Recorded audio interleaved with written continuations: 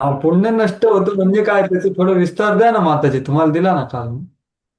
काल कोणतरी माताजीने प्रश्न विचारला होता त्याच्यावर.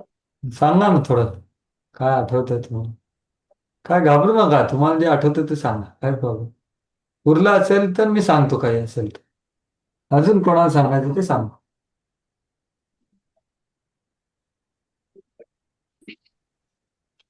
हा सांगा माताजी. होईल माता, तुम्ही सांगा. हरे कृष्ण. हा येतोय आवाज. प्रभूजी, काल तुम्ही असं सांगितलं होतं की गंगेमध्ये जेव्हा आपण स्नान करतो तेव्हा आपले पाप कर्म नष्ट होतात आणि यमुने स्नान केल्यानंतर पुण्यकर्म पण नष्ट होतात आणि पाप कर्म आणि पुण्यकर्म हे दोन्ही पण आपल्या कर्मबंधनात अडकवण्यासाठी कार्याचे असतात.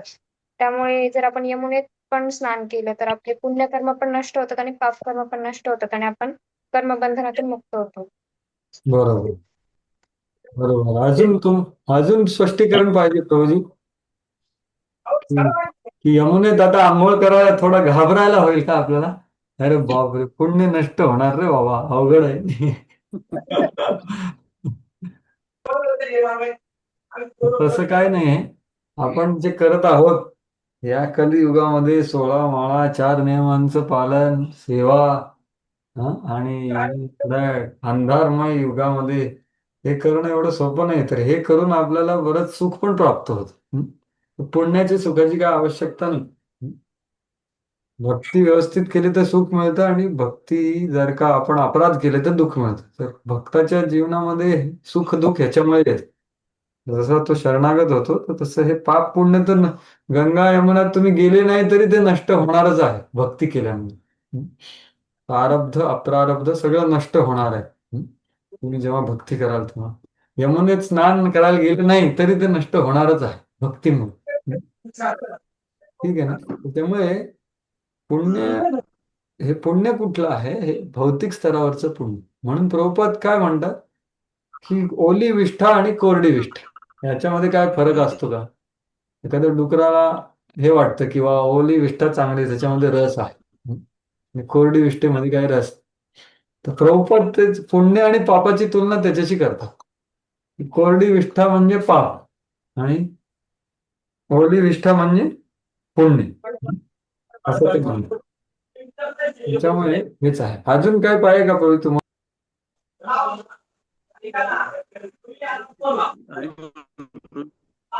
कृष्णा प्रभूजी. बाकीचे झालं पाहिजे. हरे कृष्णा.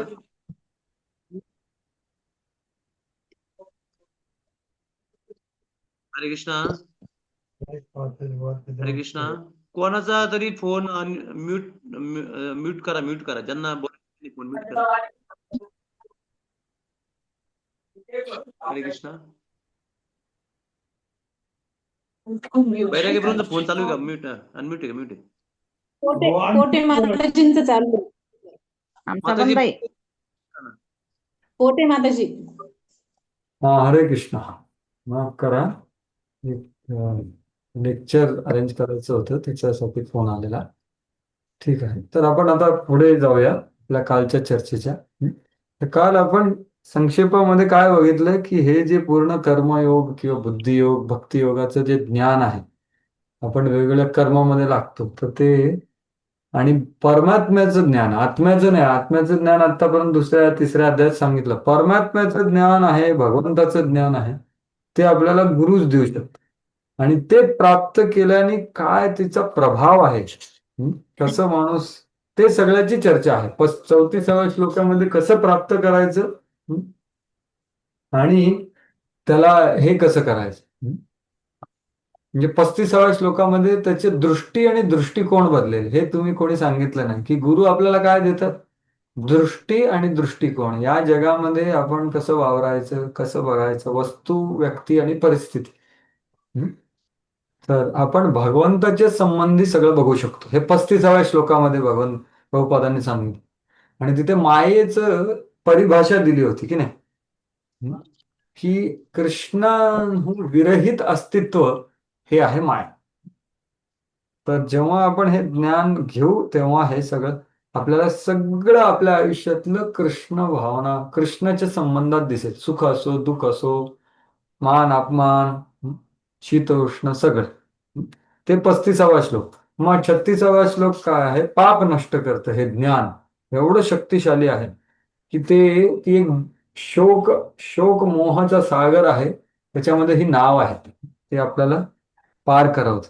आणि 37व्या श्लोकात काय सांगितलं की प्रारब्ध अप्रारब्ध सगळं नष्ट होतं. ते कणकेच्या गोळ्याचं उदाहरण दिलं मी तुम्हाला. संचित कर्म म्हणजे पूर्ण गोळा, आणि ह्या ह्या जगवनातलं कर्म प्रारब्ध म्हणजे एक गोळा. हे सगळं नष्ट होतं हळूहळू एका खूप प्रज्वलित अग्नीनुसार. 37वा श्लोक.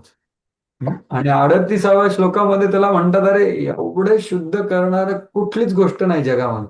किती व्रत करा, किती पूजा करा, किंवा कितीही तीर्थाटन करा, कितीही पवित्र स्थळी आंघोळी करा, पण हे जे ज्ञान गुरुकडून भगवंताचं ज्ञान जे प्राप्त ते जेवढं शुद्ध करतं ते कोणी शुद्ध करू शकत नाही. हा 38वा श्लोक. आणि मग 39 श्लोकामध्ये सांगितलं की कोण हे ज्ञान ग्रहण करू शकतो. त्याची पात्रताचे बद्दल सांगितलं. 3 पात्रता या प्रभूजींनी सांगितलं की श्रद्धा. जसं मी श्रद्धेला काय उदाहरण दिलं की जी नाव आहे भावसागरामध्ये आपण त्या नावेवर बसलो आहे, तर त्या श्रद्धाची तुलना कशासाठी केली आपण? तर श्रद्धा, तत्परता आणि इंद्रिय संयम या 3 गोष्टीचं आपण अनुशीलन केलं तर आपल्याला हे ज्ञान प्राप्त होतं. तर हे श्रद्धेची तुलना कशासाठी केली, कशाशी केली आठवते तुम्हाला? ही जी आध्यात्मिक परम भगवंताच्या ज्ञानाची जी नाव आहे, शोक मोह सागरामध्ये जी आपल्याला नाव पाहिली, तर ते श्रद्धेची तुलना कशासाठी केली? तुम्हाला आठवतं? नाव आवाज ब्रेक होतोय. महासागरात तरंगणारे हरे कृष्ण. महा हा हा बोला, आता येतोय. महासागरात तरंगणारी नावेची लाकूड. बरोबर. तर नावेचं सर्वात महत्वाची गोष्ट काय असते की ती लाकडाची पाहिजे तरच ती तरंगू शकते ना. किंवा ते नाव लाकडाच्या नावामध्ये भोकं नाही पाहिजे तर ती तरंगू शकते. तर ही श्रद्धा म्हणजे ते लाकूड आहे आणि ते भोकं म्हणजे आपले संशय आहे. जर का आपण ते भोकं ठेवले तर ती श्रद्धा पाणी आतमध्ये येणार भावसागर. तर ते 39व्या श्लोकाने श्रद्धेचं सांगितलं आणि 40व्या श्लोकामध्ये 3 प्रकारच्या लोकांचं वर्णन केलं. अज्ञ म्हणजे जो पशु त्याला ज्ञान नसतं, पण त्याच्यापेक्षा डेंजर कोण आहे? श्रद्धा रहित अश्रद्धधान. त्याला वेदाचं ज्ञान आहे पण त्याच्यावर विश्वास नाही. आणि तिसरा त्याच्याहून डेंजर की वेदाचं ज्ञान आहे त्याच्यावर विश्वास पण आहे, पण मला सिद्धी प्राप्त होईल का असा त्याला संशय असतो. हे जे संशय जे आहे ना त्या नावामधले भोकं आहेत, तर ते आपण जिज्ञासा करून सेवा करून नम्रतेने शरणागत होऊन आपण गुरूंकडून प्राप्त केलं पाहिजे. नाहीतर काय होणार? संशयात्मा विनश्यती. म्हणजे कसं, आपण भौतिकतावादी जीवन सोडलं आणि आध्यात्मिकतावादी जीवन पकडलं नाही तर काय होईल आपलं? ना घर का ना घाट का. म्हणजे बाहेरचे लोक म्हणतील अरे काय माणसाने सगळं सोडून दिलं, आणि भक्ती केल्यानंतर त्याच्यामध्ये पण काय ग्रहण होत नाही. मग ना घर का ना घाट का. म्हणून आपण काय केलं पाहिजे? आपली श्रद्धा वाढवली पाहिजे, आपले संशय दूर केले पाहिजे आणि नम्रतेने शरणागत केले. आणि मग 41-42व्या श्लोकामध्ये भगवंत त्याला सांगतात की तू युद्ध कर. आणि मग पुढे आपण 5वा अध्याय चालू केला. 5व्या अध्यायाच्या सुरुवातीला अर्जुनाने प्रश्न विचारला की बा एक ज्ञानवान जो माणूस आहे त्याला तुम्ही योग संज्ञस्य कर्माणम असं 41व्या श्लोकात सांगितलं. तर ते ज्ञानवान जो माणूस आहे, लब्ध ज्ञान, ज्याला ज्ञान प्राप्त झालं आहे, त्यांनी कर्मसन्यास घ्यावा, त्या निष्काम कर्म करावं. हे मला संशय आहे भगवंता. तुम्ही एक वेळ सांगता मला युद्ध कर आणि दुसऱ्या वेळी सांगता कर्म. 41 आणि 42 श्लोक ते ऐकून त्याला गोंधळ झाला. भगवंतानी गोंधळ केला नव्हता पण त्यांनी चुकीचा समज घेतला. म्हणून त्यांनी विचारला प्रश्न की बाबा मला एक गोष्ट सांगा परत, की काय श्रेष्ठ आहे, काय करू ते नाही आता विचारलं, काय श्रेष्ठ आहे ते विचार. ठीक आहे ना? हाच फरक आहे तिसऱ्या आणि ह्या अध्यायात. आणि मग भगवंत उत्तर द्यायला लागले की बाबा बघा दोन्ही गोष्टी निःश्रेयस्कर आहेत. त्याच्यामध्ये श्रेष्ठ कुठला आहे? भक्ती भावित कर्म श्रेष्ठ आहे कर्म संन्यासापेक्षा. का? आणि हे तू जाण की दोन्ही दोन्ही निःश्रेयस्कर आहे. तिसऱ्या श्लोकामध्ये काय सांगितलं की खरा संन्यासी कोण आहे? जो अनासक्तीने कार्य करतो, न द्वेष्टी न कांक्षती, तो खरा संन्यासी. त्यांनी दंडा घेतला किंवा साफरान घातला असं जरूर नाही. तो घर गृहस्थाश्रमामध्ये कार्यरत असून सुद्धा संन्यासी चेतनेच असू शकतो. ती संन्यासी चेतना तिसऱ्या श्लोकात सांगितली. परमपूज्य लोकनाथ स्वामी महाराज इथे एक लेक्चर देत होते आत्ताच भागवतम, तेव्हा सांगत होते की आपल्यापैकी प्रत्येक माणसाला संन्यास घ्यावा लागेल. जर का गोलोक वृंदावनमध्ये जायचंय ना, तर प्रत्येकाला संन्यास घ्यावा लागेल. ते म्हणे माताजींना पण घ्यावा लागेल. म्हणजे काय? त्याचा अर्थ काय की त्या संन्यासी चेतनेमध्ये जावं लागलं. वास्तविकतेने संन्यास नाही घेतला तरी काय प्रॉब्लेम नाही, पण त्या चेतनेमध्ये जावं लागेल. तो तिसरा श्लोक आहे. आणि त्याच्यात ते काय सांगतात पुढे की बा जे छोटे आध्यात्मिक ज्यांना माहीत नसते ते लोक म्हणतात की हे दोन वेगळे पथ आहेत, दोन्ही निःश्रेयस्कर आहेत, दोन्ही तुम्हाला सिद्धी प्राप्त करून देऊ शकतो. आणि पण हा श्रेष्ठ काय आहे? कारण त्याच्यामध्ये जर का एखादा माणूस अयोग असेल, 6वा श्लोक सांगतोय मी, संन्यासस्तु महाबाहो दुःखम आप्तम अयोगता. हे त्यांनी कर्मसन्यास घेतला आणि त्याच्या हृदयामध्ये काही विचलन निर्माण झालं तर खूप दुःखाचं कारण आहे. कारण त्याला पुन्हा कर्म करता येत नाही, नाही तर त्याला वांताशी म्हटलं जातं.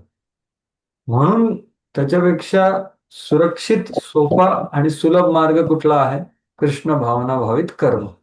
कारण काय? तो सोपा, सुलभ, सुरक्षित आहेच, पण ज्ञानाला पण दृढ करतो.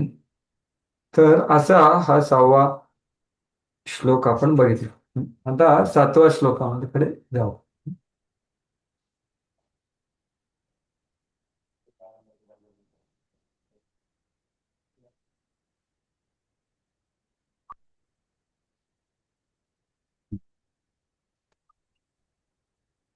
तर हा जो मनुष्य असतो, जो मनुष्य, काय प्रश्न काय आहे? कुठलं श्रेष्ठ आहे? कर्मसन्यास श्रेष्ठ का कृष्ण भावना भावित कर्म श्रेष्ठ? तर कृष्ण भावना भावित कर्म श्रेष्ठ, कारण ते सुलभ आहे, सुरक्षित आहे आणि ज्ञानाला पण दृढ करत. तर असा माणूस सर्व लोकांना प्रिय असतो, सर्व लोकांना खुश करतो असं ते सांगतात. कारण तो समाजामध्ये राहतो. जो कर्मसन्यास घेतला ना, तो माणूस हिमालयात जातो, तो समाजात राहतच नाही. म्हणून हा माणूस कसा सर्व लोकांना खुश करतो. ईदृश हा मुमुक्षु, असा जो मोक्ष इच्छा असणारा माणूस, सर्वेशाम प्रियानिती माहू, की तो सर्वांना खुश करतो. ते सांगितलं आहे 7व्या श्लोकामध्ये. योगयुक्तो विशुद्धात्मा विजितात्मा जितेंद्रिय सर्वभूतात्म भूतात्मा कुर्वत कुर्वन्नपि न लिप्यते. माझं बरं भाषण. हरे कृष्णा. भक्तिपूर्ण कर्म करतो, विशुद्ध आत्मा आहे आणि आपले मन व इंद्रिय संयमित करतो, तो सर्वांना प्रिय असतो आणि सर्वजण त्याला प्रिय असतात. असा मनुष्य जरी कर्म करीत असला तरी तो कधीच बद्ध होत नाही. हा, प्रभुपादांनी मागच्या तात्पर्यात हेही सांगितलं की बा कर्मसन्यास नाही घ्यायचा, पण भक्ती संन्यासी लोक कर्मामध्ये असतात. ते सिटीमध्ये राहून लोकांना प्रचार करतात, मंदिरं बांधतात, सगळं करतात, ते कार्यरत असतात. वैष्णव संन्यासाला काही प्रॉब्लेम. तर आता ते सांगतात तो माणूस कसा सगळ्यांना खुश करतो. तर त्याचे 3 विशेषण आहेत. योगयुक्त म्हणजे असा जो निष्काम कर्म योगयुक्त माणूस आहे, तो कर्मामध्ये आहे, पण कुर्वन्नपि न लिप्यते, ते कितीही कर्म करवते नाही, पण तो लिप्यते म्हणजे काय? बांधत जात नाही. का बांधला जात नाही? त्याचे 3 कारण आहेत सांगितले. विशुद्धात्मा. तर विशुद्धात्माचा अर्थ काय आहे? विशुद्धात्मा म्हणजे त्याची बुद्धी निर्मल आहे, विशुद्धात्मा. विजितात्मा म्हणजे त्याचं मन वशीकृत आहे.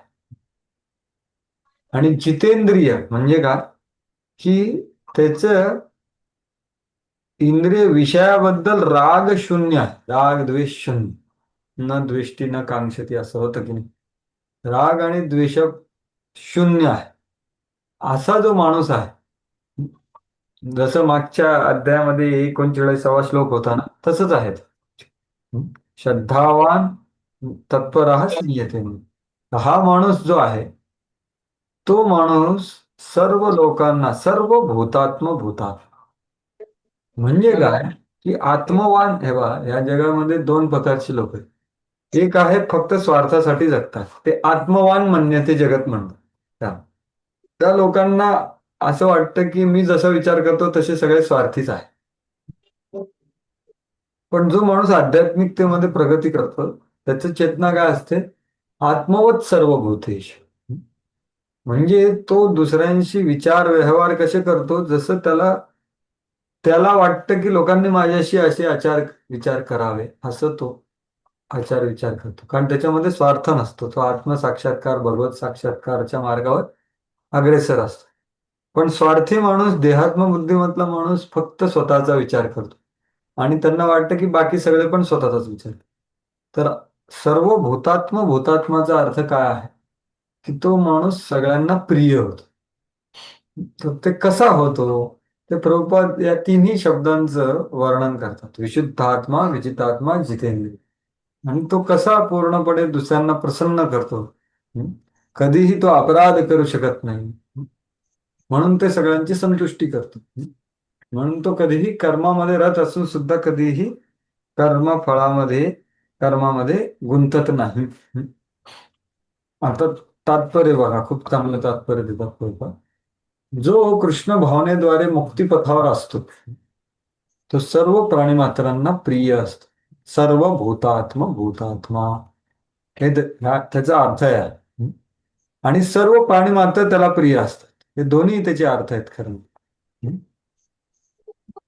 एकदा प्रभुपादांना एक शिष्याने विचारलं की प्रभुपाद, सगळे तुम्हाला प्रेम का बरं करतात? प्रभुपाद म्हणलं, कारण मी सगळ्यांना प्रेम करतो म्हणून. ते तिथे सांग, हे त्यांच्या कृष्ण भावनेमुळे शक्य आहे. कोणताही जीव कृष्णापासून भिन्न आहे असे वाटणे शक्य नसते. अशा मनुष्य आपण बघितला, ज्या गोष्टीला आपण कृष्णाच्या संबंधापासून भिन्न मानतो त्यालाच माया म्हणतो. त्याला माहिती की मी जर का मुळाला पाणी घातलं तर सगळीकडे पाणी जाणार. तर तेच कृष्ण भावनेचा अर्थ. तर आता योग त्या तिन्ही शब्दांचा अर्थ आहे. कृष्ण भावना भावित कर्म करणारा मनुष्य सर्वांचा सेवक असल्याने तो प्रत्येकाला प्रिय असतो. कोणाला सेवक पाहिजे नसतो, प्रत्येकाला सेवक पाहिजे, आणि हा सेवा भावामध्ये असतो म्हणून प्रत्येकाला प्रिय असतो तो. प्रत्येक जण त्याच्या कर्मामुळे संतुष्ट असल्याने त्याची भावना विशुद्ध असते. विशुद्धात त्याची भावना विशुद्ध असते का, कारण तो संतुष्ट करायच्या इच्छेने कार्य करतो. हरी गुरु वैष्णव. त्याची चेतना शुद्ध असल्यामुळे त्याचे मन संयमित असते. चेतना शुद्ध म्हटल्यावर मन संयमित, विजितात्मा. एक मिनिट.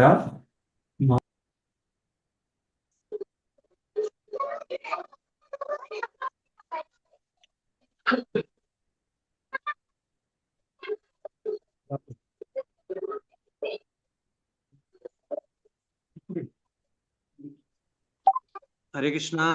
कोणाचा तरी फोन आहे ना, अनम्यूट आहे, म्यूट करा.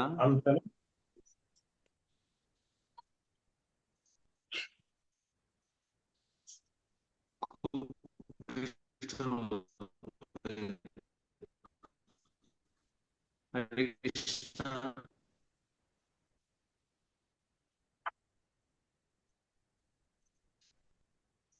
मुलांचा आवाज येतोय, कृपया फोन म्यूट करा.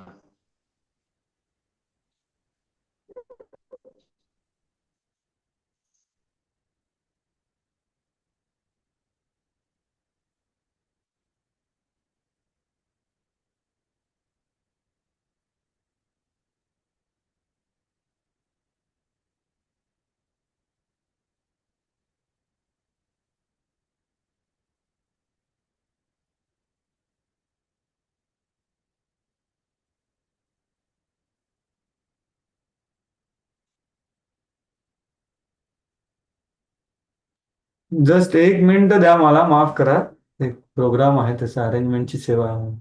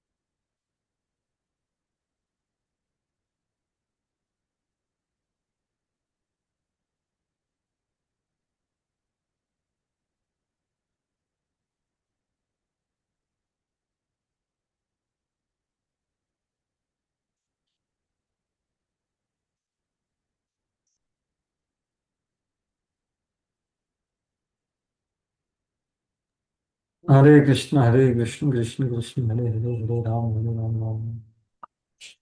पुन्हा माफ करा मला. हा, मी काय सांगत होतो की हे 3 जे विशेषण आहेत त्याचं वर्णन करतात प्रभुपाद. विशुद्धात्मा, विजितात्मा, जितेंद्रिय. तर त्याच्या चेतना किंवा भावना विशुद्ध का असते? कारण तो सेवक आहे आणि तो सेवक संतुष्ट करायचा प्रयत्न करतो, पाट्या टाकायची सेवा करत नाही. संतुष्ट, म्हणून त्याचं मन पण संयमित होतं. आणि मन संयमित असल्याने त्याची इंद्रिय सुद्धा संयमित असते. त्याचे मन नेहमी कृष्णावर स्थिर असल्याने तो कृष्णापासून विचलित होण्याची कधीच शक्यता नसते. कृष्ण कथा व्यतिरिक्त अन्य कुठलाही विषय त्याला ऐकायला आवडत नाही. श्रीकृष्णांना अर्पण न केलेला असा कोणताही पदार्थ खाणे त्याला आवडत. श्रीकृष्णांच्या ज्या ठिकाणी संबंध नाही अशा कुठल्याही ठिकाणी जाणं त्याला आवडत.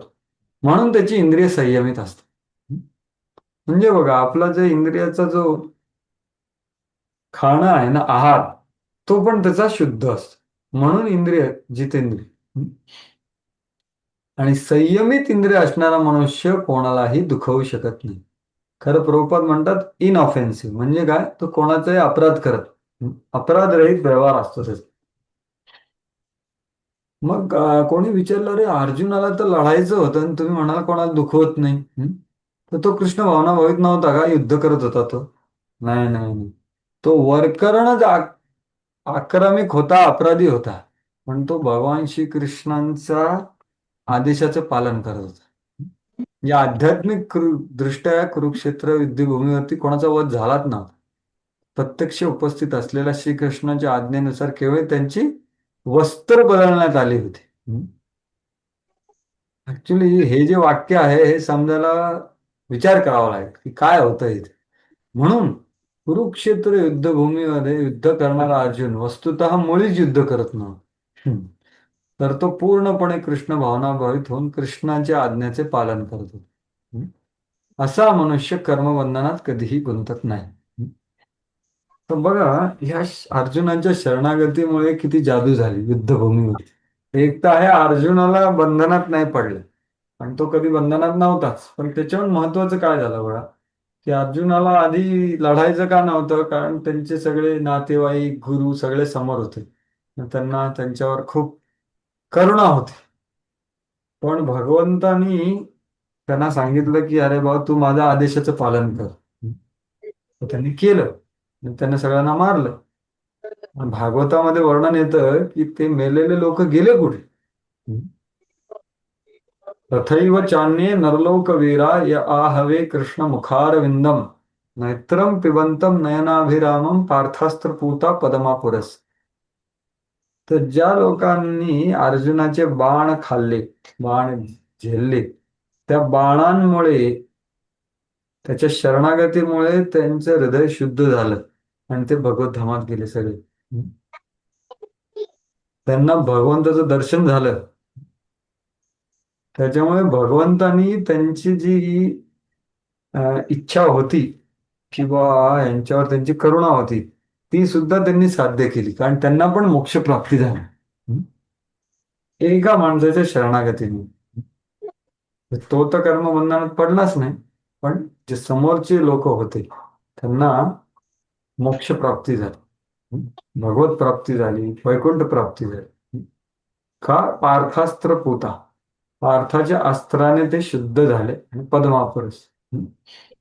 आणि भगवंताचं त्यांनी जेव्हा त्यांचं मुखकमळ बघितलं त्यांना कसं वाटलं, अरे किती सुंदर आहे. नौका नयनाभिराम. तर असं हे खूप खोल विज्ञान आहे, असं भगवंताच्या आदेशानुसार कार्य करायचं. ते अवघड असेल तरी अर्जुनाने केलं. आत्ता आपण त्याचीच चर्चा करतोय. अर्जुन आत्ता सुद्धा या क्षणी अर्जुन आपल्या भगवद्गीतेमध्ये अजून विश्वस्त झालेलं नाही. 18व्या अध्यायामध्ये विश्वस्त होणार की मला लढायचं म्हणून. तर असा हा पहिला 7 श्लोकामध्ये त्यांनी उत्तर दिलं. आता पुढे भगवंत काय सांगत आहेत 13व्या श्लोकापर्यंत, 8, 9, 10, 11, 12, 13, की भगवान निर्देश देतात की शुद्ध आत्मा त्या कर्माचा करता नाही. जी कर्मे शरीर, इंद्रिय, प्राण, अहंकार आणि भाग्य या 5 कारकांवर अवलंबून असतात. जो आत्मा आहे तो कधी कार्य करत नाही, पण स्वभाव आहे आपला जो जो अज्ञानाने झाकलेला आत्मा आहे ना, तो कार्य करायला प्रवृत्त होतो. हे जो सिद्धांत आहे हा पुढच्या 4-5 श्लोकामध्ये सांगितलेला आहे. नैव किंचित करोमि इति, म्हणजे थोडक्यात सांगायचं झालं ना की हा जो माणूस आहे 7व्या श्लोकातला माणूस, त्याचं चिंतन काय आहे, त्याचा विचार काय आहे, त्याची विवेक बुद्धी काय आहे, तो कसा आचार करतो, त्याचा काय अनुभव मिळतो, हे सगळं दिलेलं आहे. बघा आतापर्यंत 3ऱ्या अध्यायापर्यंत आपल्याला काय सांगितलं, हे असं करायचं, हे असं करायचं. फळ अनुसंधान रहित बुद्धी ठेवायची, म्हणजे भोक्तृत्व नको आणि कर्तृत्व पण नको. आणि असं कार्य केलं तर तुम्ही हे पडा. पण ते कसा विचार करतो ते व्यवस्थित आता पुढच्या काही श्लोकांमध्ये सांगितलेलं आहे, की जो माणूस कृष्ण भावनाभावित कार्य करतो त्याचा विवेक बुद्धी काय असते, त्याचे विचार काय असतात जेव्हा तो कार्यामध्ये लागतो तेव्हा, त्याचा व्यवहार कसा असतो, त्याचा काय अनुभव असतो, हे सगळं क्रमाने भगवंत सांगतायत एकदम विधिवत. 8 आणि 9 श्लोकामध्ये त्याचा विवेक आहे. नैवं किंचित करोमि इति युक्तो मन्येत तत्त्ववित् पश्यन् शृण्वन् स्पृशन् जिघ्रन् अश्नन् गच्छन् स्वपन् श्वसन् प्रलपन् विसृजन् गृह्णन् उन्मिषन् निमिषन्नपि इंद्रियाणींद्रियार्थेषु वर्तन्त इति धारयन्. हरे कृष्ण.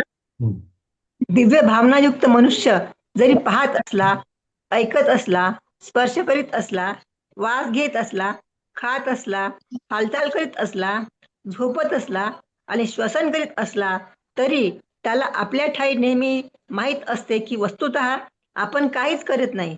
कारण बोलताना, उत्सर्जन करताना, स्वीकार करताना किंवा डोळ्याची उघडझाप करताना तो नेहमी जाणतो की केवळ भौतिक इंद्रिये आपापल्या विषयांमध्ये संलग्न आहेत आणि तो स्वतः त्यांच्यापासून अलिप्त आहे. हरे कृष्ण. तर त्याचा विचार बघा तुम्ही, काय नैव किंचित करवते, मी काहीही करत नाही, मी आत्मा आहे, मी काय करत. मी काही करत कारण आत्मा आणि या भौतिक पदार्थामध्ये फरक काय आहे, की आत्मा तेल आणि पाणी जसं आहे, तेलात पाणी तुम्ही मिक्स करू शकता नाही, करू शकत. किती केलं तर ते वरती येणार आणि हे खाली राहणार. तसंच आत्मा पदार्थामध्ये कधी आनंद घेऊ शकत नाही, कारण तो पदार्थ वेगळाच, पदार्थ ही वेगळीच गोष्ट आहे. मग त्याला नैमत किंचित करोमि युक्तो, जो युक्त आहे म्हणजे जो विचारशील आहे, त्याला गुरुकडून ज्ञान प्राप्त झालं, तो अनुशीलन करण्याचा प्रयत्न करतो. तत्वविद आहे, अजून साक्षात्कार तर झाला नाही पण तत्वविद तर आहे, त्याला माहिती आहे की बरोबर काय चुकीचं काय, काय विचार काय चिंतन केलं बघ, तो काय मानतो? मानणं एक असतं, नैवत किंचित करोमी इति मन्येत. तो मानतो की बाय आपल्या ठाई माहित असतं की वस्तुतः मी काहीच करत नाही. अरे पण मग एवढं सगळं होतंय ना, तू जेवतो आहे, कार्य करतोय, तेव्हा काय होतंय मग?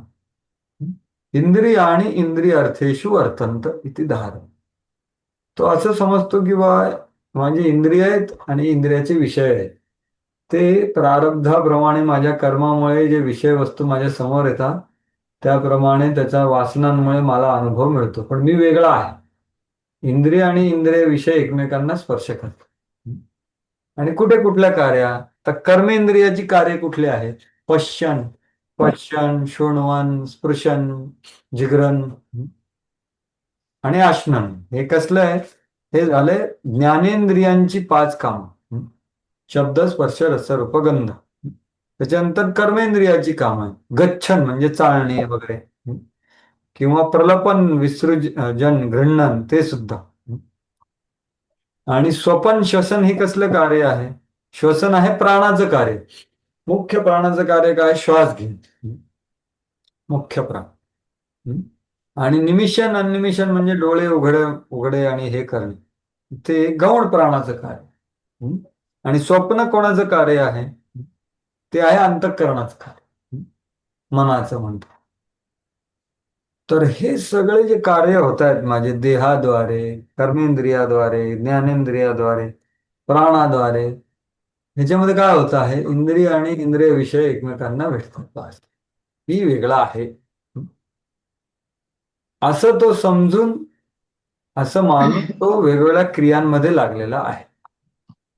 बघा प्रभुपाद तेच सांगतो, कृष्ण भावनाभावित मनुष्याचे जीवन विशुद्ध असते, म्हणून तो तात्कालिक आणि दूरवर्ती अशा कर्ता, कर्म, अधिष्ठान, प्रयत्न आणि दैव या 5 कारणांवर अवलंबून असणाऱ्या कर्माशी त्याला काहीच कर्तव्य नसते. तर हे 5 कारणं काय आहेत? बघा, कुठलीही क्रियेची सिद्धी व्हायची असेल तर हे 5 गोष्टी महत्वाच्या असतात. ते 18.14 मध्ये जे प्रभुपाद सांगतायत, तो कुठला श्लोक आहे? 18व्या अध्यायाचा 14वा श्लोक. तर त्याच्यामध्ये फार महत्वाचा सिद्धांत सांगितला आहे भगवंत. कुठलंही आपण या जगामध्ये प्रत्येक क्षणी आपण काही ना काहीतरी करतो, ते कार्य मार्गाला कधी लागतं किंवा आपल्याला त्याचं सिद्ध कधी होतं? ते कार्य कोण सिद्ध करतं? त्याचा सिद्धांत सांगतात. तो काय सांगतात? जो तत्वहित माणसाला माहिती असतो. काय आहे सिद्धांत? प्रभुपाद सांगतात, हा श्लोक प्रभुपाद सांगतात, अधिष्ठानम तथा कर्ता कारणं च पृथग्विधम विविधाश्च पृथक् चेष्टा दैवम चैवात्र पंचमम. म्हणजे कुठलीही क्रिया आपली कृतार्थ किंवा सक्सेसफुल कधी होते? त्याच्यामध्ये 5 गोष्टींचा हात असल्यावर. आपण एकटा करता नाहीये कधीच, 5 गोष्टी असतात कायम. कुठल्या 5 गोष्टी आहेत? पहिली गोष्ट आहे अधिष्ठान. अधिष्ठान म्हणजे जेव्हा जीव जो आपल्या ज्या शरीरामध्ये बसलेला आहे, ते शरीर जर का व्यवस्थित नसेल तर तुम्ही काम करू शकता का? तर पहिली गोष्ट आहे शरीर, ते आहे अधिष्ठान. अधिष्ठानम तथा कर्ता. कर्ता म्हणजे कोण? आपण स्वतः कर्ता. ज्याच्यामध्ये इच्छा असते काही कार्य करायची, काही ज्ञान असतं, त्याला कार्य करायचं असतं, तो करता, म्हणजे तो जीव. करणं म्हणजे काय? की आपली इंद्रिय, आपले डोळे, आपले कान. जर का शरीर चांगलं आहे पण कान काम करत नाही तर तुमचं काम होणार आहे का? किंवा डोळ्यामध्ये काही प्रॉब्लेम झाला, किंवा स्किन डिसीज झाला, पायाला काहीतरी लागलं. करणचा अर्थ काय? की आपलं जे शरीर आहे त्याच्यामध्ये जे इंद्रिय आहेत ना, कर्मेंद्रिय, ज्ञानेंद्रिय, ते तिसरी गोष्ट झाली.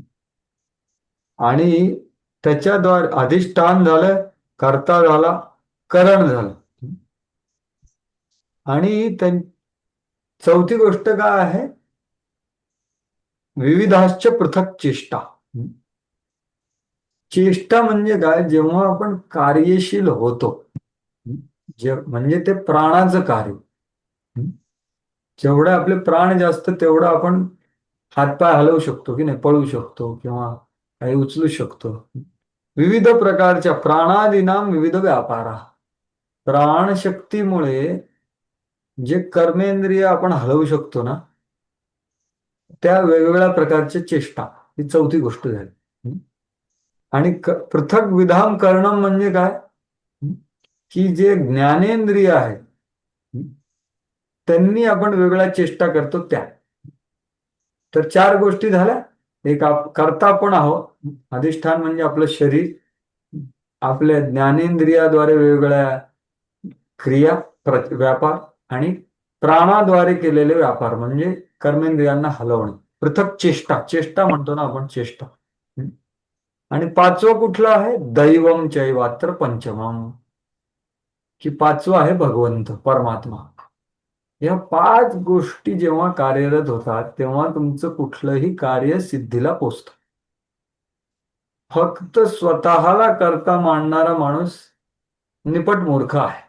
त्याला कळत नाही की 5 गोष्टी कार्य करत आहेत म्हणून माझं कार्य सिद्धीला लागलं. आणि त्याच्यामधलं सर्वात महत्वाचा करता कोण आहे, तो आहे परमात्मा, दैव. आणि बाकी 4 जे लोक आहेत त्याच्यात आपण एक आहोत, ते आहे दुय्यम करता. मुख्य करता कोण आहे, भगवंत. कारण भगवंतच सगळं चालवतायत ना आपलं. तर डोळ्याने बघू शकतो, आता मी बोलू शकतो, ऐकू शकतो, हे का होतंय, भगवंताच्या कृपेमुळे. त्यांनी जर का बंद केलं ना तर आता बंद करावं लागेल मला. तर भगवंत हे महत्वाचे करता आहेत. आणि बाकी 4 ज्या गोष्टी आहेत, आपल्या प्राणाद्वारे केलेले व्यापार,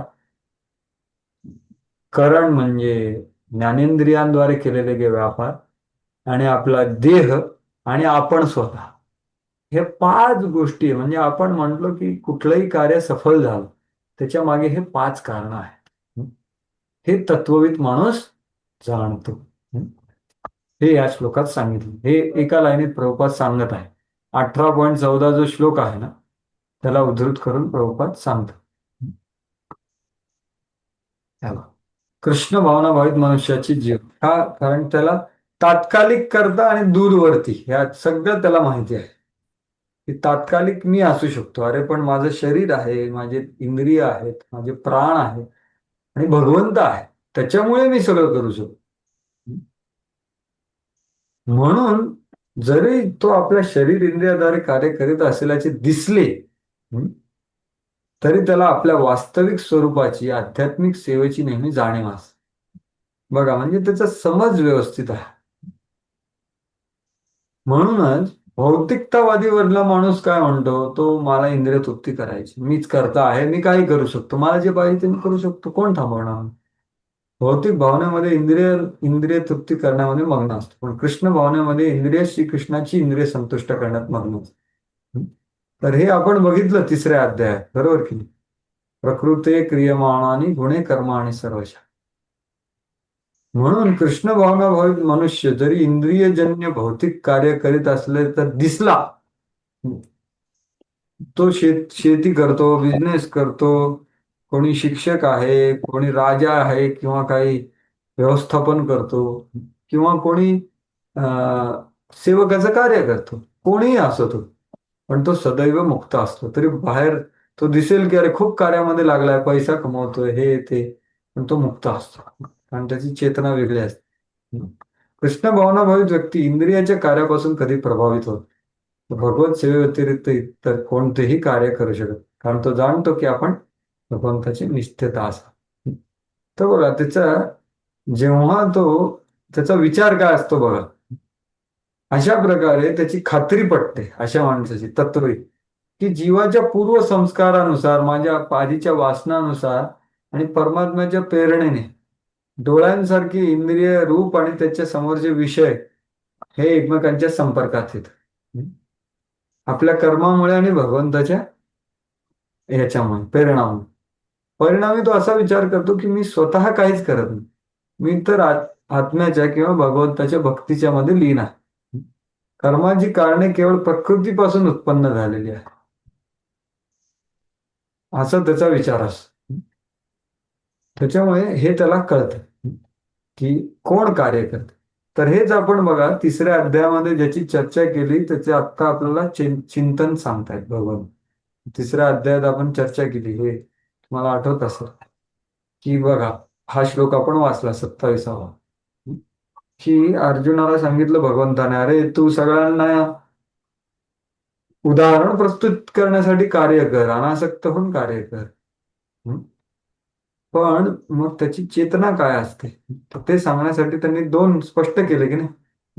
कर्मामध्ये मग्न असलेल्या व्यक्ती विषयी सहिष्णुमुख, ज्ञानी व्यक्ती आणि अज्ञानी व्यक्ती याच्यातील फरक सांगितलाय 27 आणि 28, की प्रकृते क्रियमाणाने गुणे कर्माने सर्वशः अहंकार विमूढ आत्मा करता अहमिती म्हणून, मी एकटाच स्वतंत्र करता आहे, मी सगळी सफलता मीच मिळवली.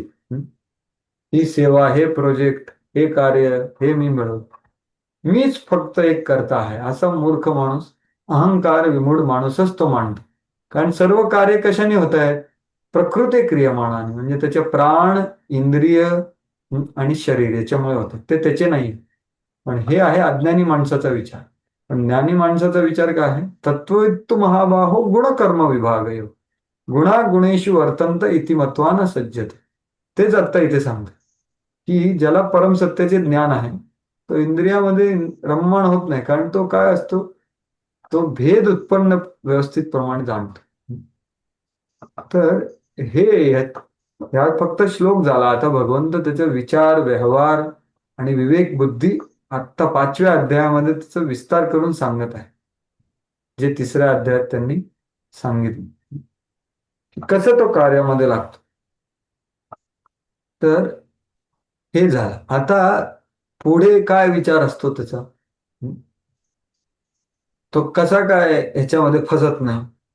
ब्रह्मांडाधाय कर्माणि संगम त्यक्त्वा करोति यः लिप्यते न स पापेन पद्मपत्र इवांभसा.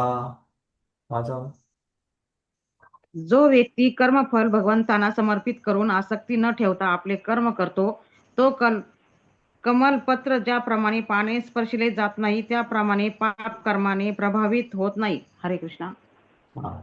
तर बघा, कार्यरत असताना सर्वात महत्वाची गोष्ट काय आहे, संगम त्यक्त्वा करोति.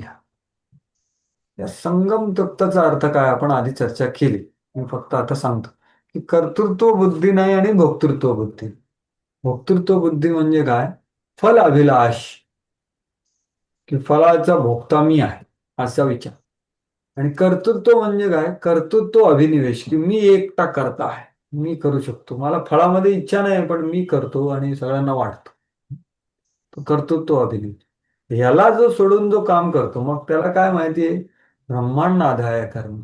हे सगळं भौतिक प्रकृतीद्वारे भगवंताच्या प्रेरणेने सगळं होत आहे, म्हणून तो कार्यामध्ये आहे पण तो पापाने प्रभावित होत नाही.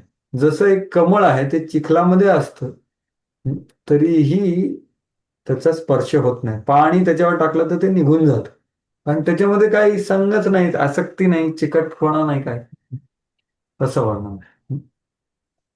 तर त्याला कळतं की सगळं भगवंताचं आहे. ब्रह्मांड आधाय कर्माणी म्हणजे कृष्ण, कृष्ण भावना भावित.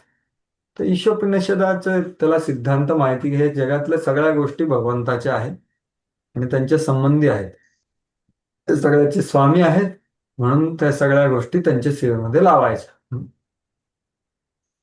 म्हणून त्याला पुण्य आणि पापाशी काही संबंध नसतो. तेच सांगतं, त्याला कळतं ईशोपनिषदाचं की सर्व गोष्टी भगवंतासाठी. मग पुण्य आणि पाप कर्मफलाची स्वाभाविकता असतो, काही कर्तव्य राहत. विशिष्ट प्रकारचे कर्म करण्याकरता मनुष्याला भगवंताने प्रदान केलेल्या शरीराचा कृष्ण भावनेमध्ये उपयोग करतात. तर बघा, विशिष्ट प्रत्येक माणूस प्रत्येक कार्य नाही करू शकत. तुम्ही बघा, कोणी एखादा शेतकरी शेती करू शकतो, पण दुसऱ्या माणसाला तुम्ही सांगितलं शेती करायला तो काय करू शकणार नाही. पण तो समजा व्यवस्थापन करू शकतो, पण तिसऱ्याला तुम्ही सांगितलं की तू व्यवस्थापन करतो, म्हणजे नाही नाही मला नाही जमत बाबा, ते शेती पण जमत नाही, मग मी काय करू शकतो, मी शिक्षक बनू शकतो. तर प्रत्येक माणसाला एक विशिष्ट कार्य, आपला जो देह आहे ना ते एक प्रकारचं गाडी आहे, ती गाडी काय कार्यासाठी आहे ते जाणणं महत्वाचं. त्यालाच वर्णाश्रम म्हणतात. विशिष्ट प्रकारचे कर्म करण्याकरता मनुष्याला भगवंताने प्रदान केलेल्या शरीराचा आणि ती क्रिया आपण भगवंतासाठी करायची. ज्याप्रमाणे कमलपत्रात पाण्यात राहून ओले होत नाही, त्याप्रमाणे शरीरही पापकर्माच्या कल्मशांच्या अधीतच राहत. तर बलदेव विद्याभूषण काय सांगतात बघा. तो काय विचार करतो, तो पाहण्यासारख्या क्रियांचे, जसं डोळ्यांनी करतो आपण, श्रेय शरीर, इंद्रिय, प्राण, अहंकार आणि भाग्य या रूपामधील प्रकृतीच्या विकारांना देतो. की मी काही केलं ते कशामुळे होत आहे बा, भगवंतानी मला शरीर दिलं, त्याच्यामध्ये भगवंतानी शक्ती दिली, त्याच्यामुळे सगळं श्रेय त्याला देतो. तो ब्रह्मांड आधाय कर्मणीचा अर्थ काय, कारण मी काय केलेलं नाही, हे सगळं प्रकृतीने केलंय, प्रकृतीला प्रेरणा भगवंतानी दिली. म्हणजे माझं श्रेय काय आहे नाही. All glories all glories all glories to Shri Guru and गौरांना. त्याचा अर्थ काय आहे ह्या श्लोकात सांगितलं, की माझं काही श्रेय नाहीये, मी काहीही केलं तरी सगळं श्रेय कोणाला पाहिजे, गुरु आणि गौरांना, कारण त्यांच्या कृपेमुळे सगळं होऊ शकतं. या क्रिया त्याच्या विशुद्ध आत्म्याचा भाग आहेत असा तो विचार करत नाही. म्हणजे शुद्ध आत्म्याला या भौतिक क्रियामध्ये काही संबंध नाही. तो कर्माच्या फळाची इच्छा सोडून देतो आणि स्वतः करता असल्याचा विचारही टाकून टाकतो, संगम टाकतो.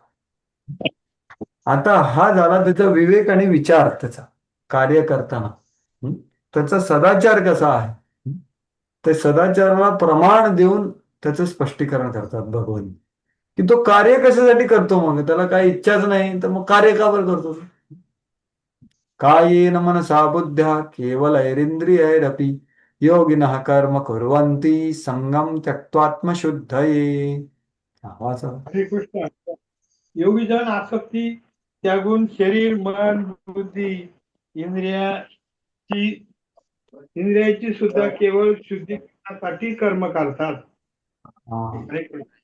तर हा जो साधक आहे तो प्रत्येक कार्य कशासाठी करतो, हृदय शुद्धी कर. कारण तो हे ज्ञान ऐकतो आहे, पण त्याला कळतंय की मी ते पूर्णपणे अनुशीलन करू शकत नाही. तो प्रयत्न करतो, त्याच्यामुळे तो त्याचे हृदय शुद्ध होत. प्रत्येक कार्य तो करतो. कसं करतो मग, कायेन मनसा बुद्ध्या. कायेन म्हणजे काय, शरीरात. कायेन मनसा बुद्ध्या केवल इंद्रिय, म्हणजे केवल इंद्रिय म्हणजे विशुद्ध बुद्धीने तो कार्य, म्हणजे अहम भाव शून्य बुद्धी, त्याला केवलही बुद्धी म्हणतात. शुद्ध बुद्धी म्हणजे अहंकार विमूढ आत्मा करता हा नाही, बरोबर की. मग असा अहंकार शून्य आत्मा तो प्रयास करतो की अहंकाराचे प्रभावित न होता मी कार्य, म्हणून केवलैर बुद्ध्या अशी विशुद्ध बुद्धी असते त्याची. आणि तो कशासाठी कार्य करतो, किंवा तो कर्म करतो. योगिनः म्हणजे तो साधक आहे, तो कर्म करतो हृदय शुद्ध करणार, भगवंतांना प्रसन्न करणार. तर तेच प्रभुपाद तेच सांगतात की मनुष्य श्रीकृष्णांच्या इंद्रियांच्या संतुष्टी प्रित्यर्थ आत्मशुद्ध हे कृष्ण भावनाभावित कर्म करतो, तेव्हा त्याने शरीर, मन, बुद्धी किंवा इंद्रियाद्वारे केलेले कुठलेही कर्म भौतिक कल्मशापासून शुद्ध होते. म्हणून शुद्ध कर्मे ज्यांना सामान्यतः सदाचार म्हटले जाते, ती कर्म कृष्ण भावनाभावित झाल्यामुळे सहजपणे करता येतात. इहायस्य हरेरदास. तो नेहमी एक मन, शब्द आणि देह सगळं भगवंताच्या सेवात लावायचा प्रयत्न.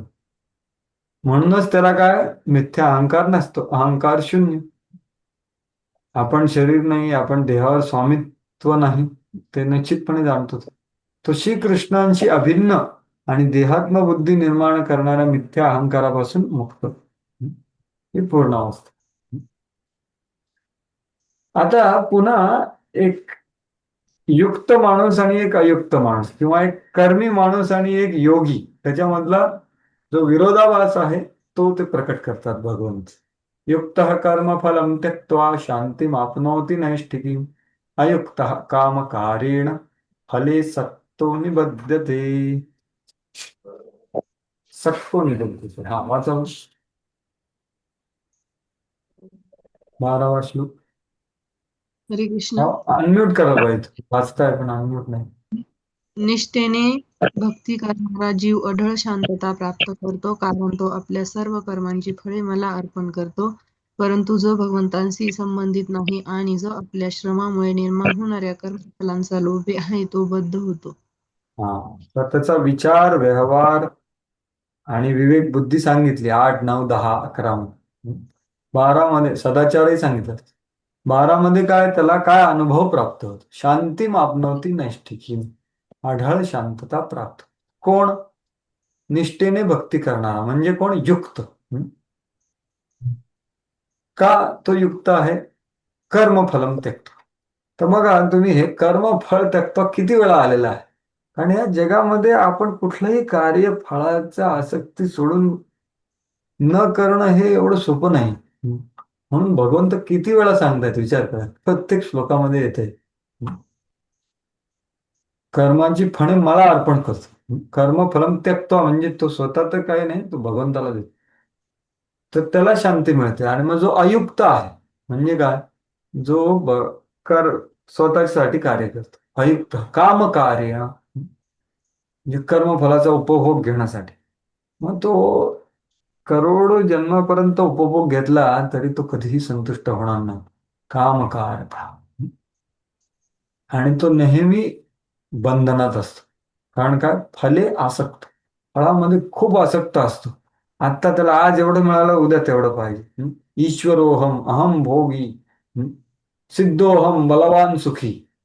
16वा अध्याय त्याचं वर्णन येतं ऍक्च्युली, की आज माझ्याकडे एवढं आहे, उद्या मी एवढं मिळवणार, हे माझे मित्र, हे माझे शत्रू, हे सगळे त्याचे विचार असतात असे. हे सगळे आसुरिक विचार.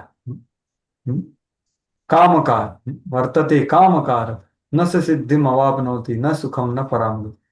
आणि असा काम करत माणूस आज जरी शास्त्राचं अनुशीलन करत असेल ना, तो उद्या शास्त्राच्या नियमापासून बाहेर जातो, पाप करतो.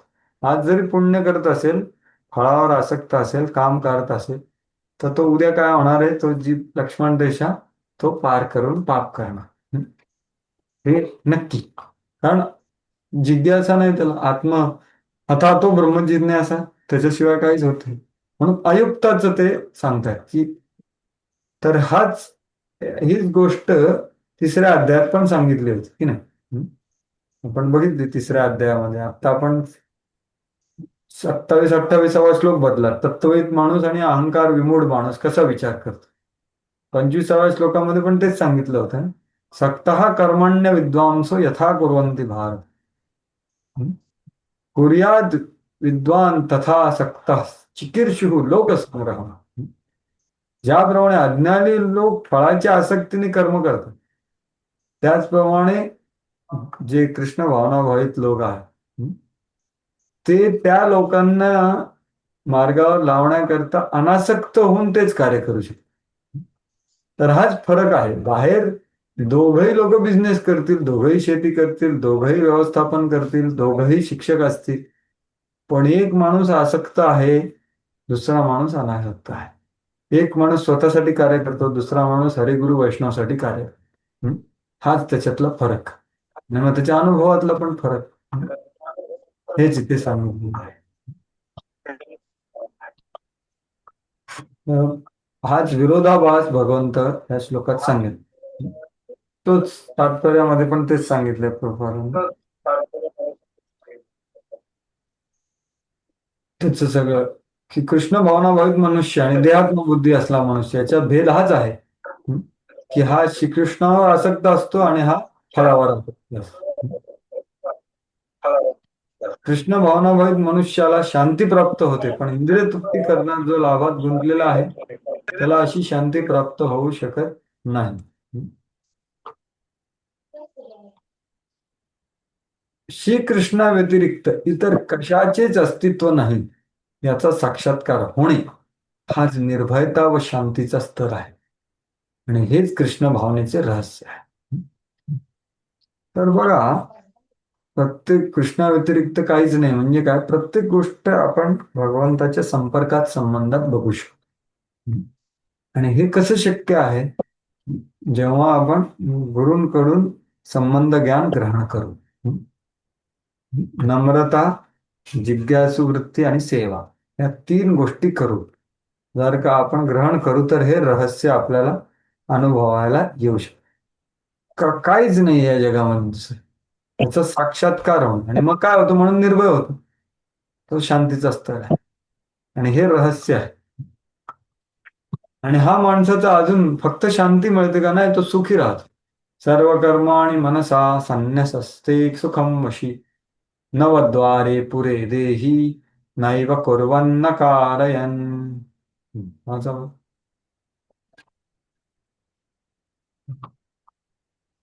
भाषांतर.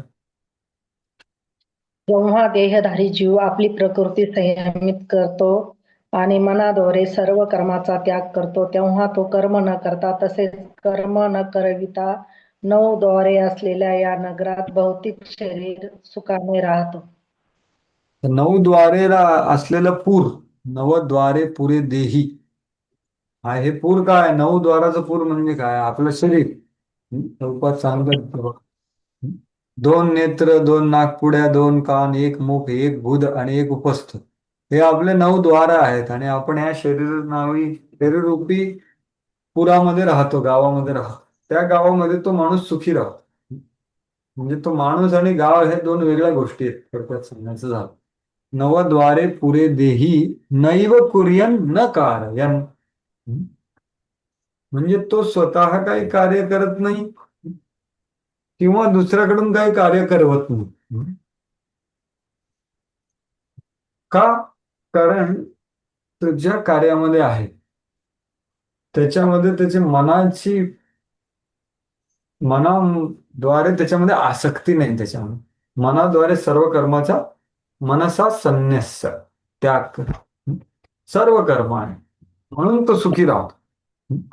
त्याचं तो कर्तव्य करतो भगवंताच्या खुशीसाठी आणि सुखी राहा, हा त्याचा अनुभव या श्लोकात जो सांगितलं आहे. देहाची किंवा देहरूपी नगराची कर्मे प्रकृतीच्या विशिष्ट गुणांद्वारे आपोआपच केली जाते. तर प्रकृती क्रियमाणानी 27वा श्लोक, प्रकृतीद्वारे केली जातात. ते 3 गुणांच्या द्वारे ते करणार, पण मी वेगळा आहे ना त्याच्यापेक्षा. जीव जरी शरीरावस्थेमुळे प्रभावित होत असला तरी त्याची इच्छा असल्यास तो शरीरावस्थेच्या पलीकडे जाऊ शकतो. बघा, या जीवाच्या इच्छेनुसार आणि प्रामाणिकतेनुसार तो बंधनात पडू शकतो, अंधारात राहू शकतो किंवा प्रकाशाकडे जाऊन मुक्त होऊ शकतो, जर त्याची इच्छा असेल तर. शरीरावस्थेत असतानाही आपल्यासारख्या साधकांचं आपल्या श्रेष्ठ प्रकृतीचे विस्मरण झाल्यामुळे तो भौतिक देहाशी तादात्म्य करतो. कारण मीच हा देह आहे, हेच माझं शरीरच, माझं गावच मी आहे, म्हणून तो दुःख भोगतो.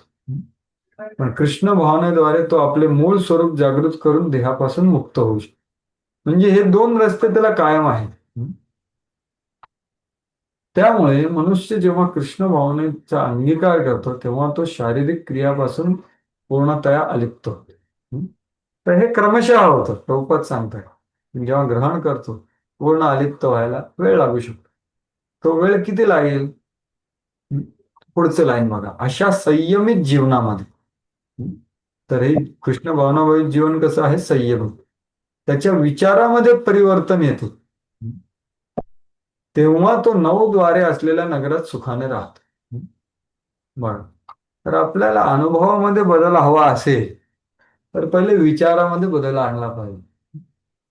विचार आणि विवेक आणि मग क्रियाशीलता किंवा व्यवहार आणि मग अनुभव. तर हे विचारामध्ये बदल आणण्यासाठीच प्रभुपादांनी एवढे पुस्तकं लिहिले.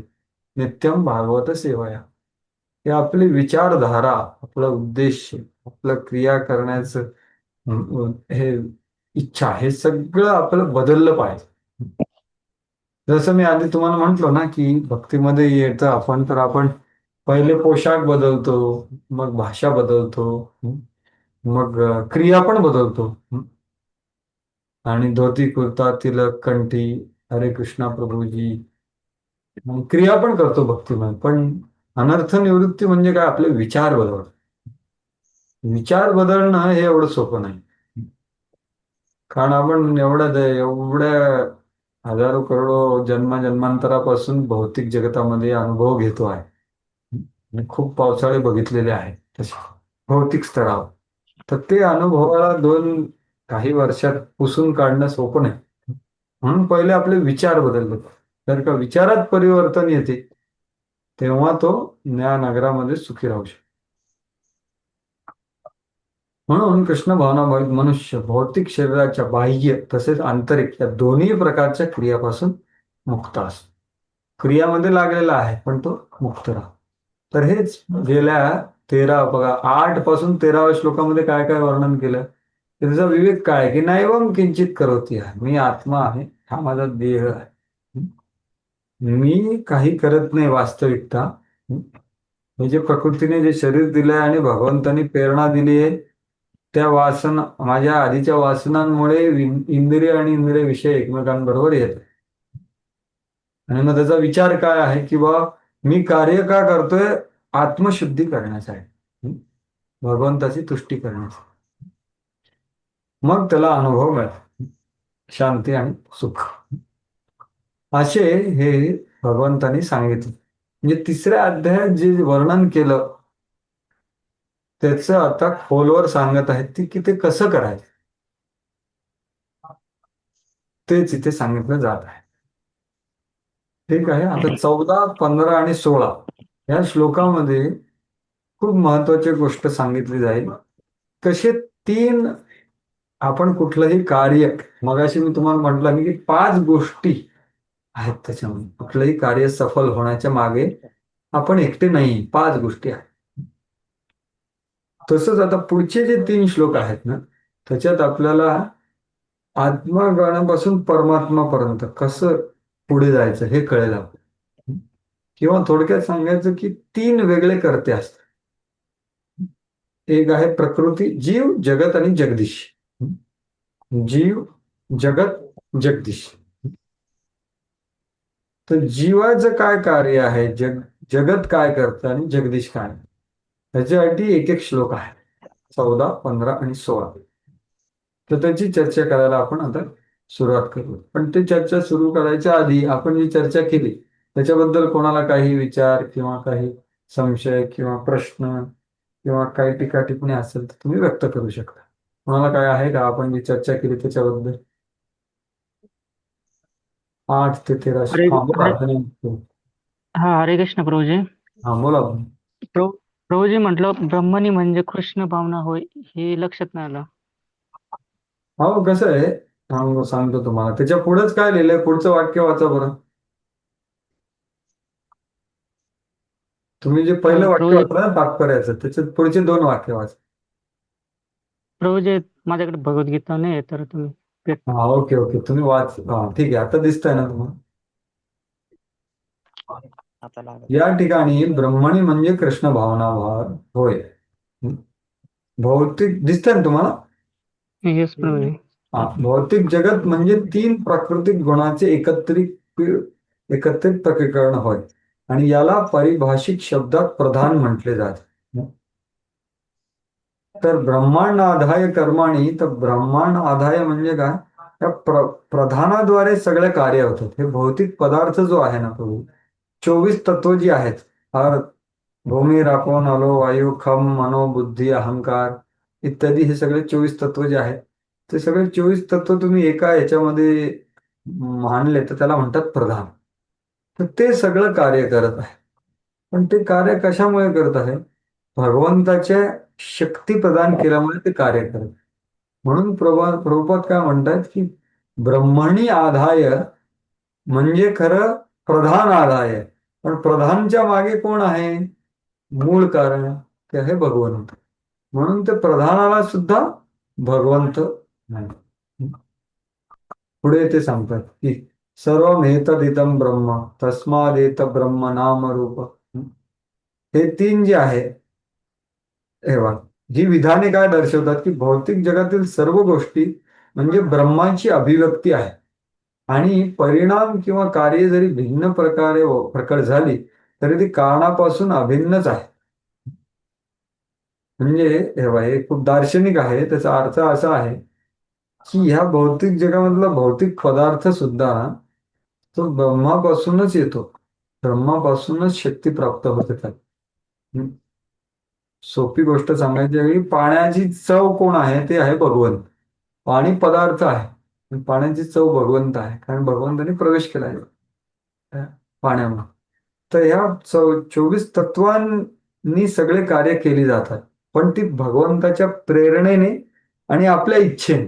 आपण इच्छा करतो, भगवंत प्रेरित करतात आणि त्याला अनुमती देतात, आणि हे जे प्रकृती आहे जगत ते त्याला सिद्ध करत.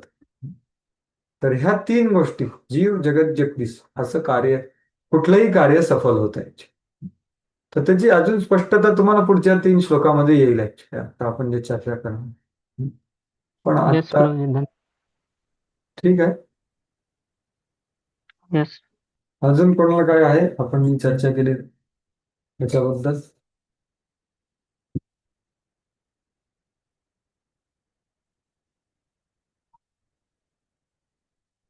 ठीक, पुढे जाऊया.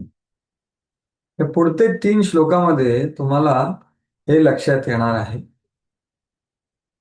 की हे जीव जगत जगदीशचा जो त्रिकोण आहे तो कसा कार्यरत होतो.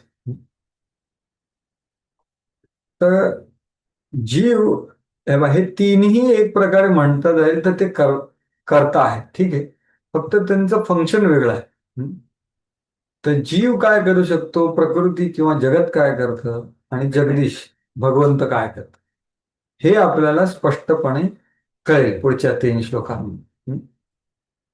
तर त्याच्याबद्दल एक चित्र दाखवून तुम्हाला स्पष्टता येऊ शकते, म्हणून मी ते चित्र दाखवत आहे. तर जीव फक्त काय करू शकतो ना, इच्छा करू शकतो, बस, बाकी काही करू शकत नाही. तो फक्त इच्छा करू शकतो. जसं मी तुम्हाला म्हंटलो की आपल्याला आता मी हात वरती केला, मी इच्छा केली, भगवंतानी माझ्या कर्मानुसार त्याला अनुमती दिली, आणि प्रकृतीद्वारे प्रेरणेने तो मी हात वरती करू शकतो 3 गुणाच्या शक्ती. तर हे असं आपला हात वरती करायचं, बोलायचं, खायचं, पचवायचं, हे सगळे कार्य प्रकृतीद्वारे होतात. पण जीव इच्छा करतो म्हणून होत. फक्त त्याचं तुम्हाला चित्र दाखवतो.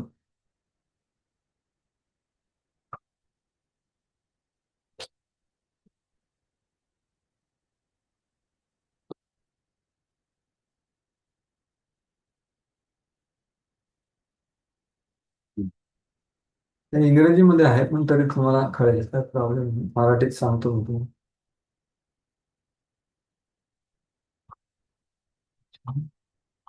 तर जीवाकडे काय शक्ती आहे, फक्त इच्छा करायची, बस.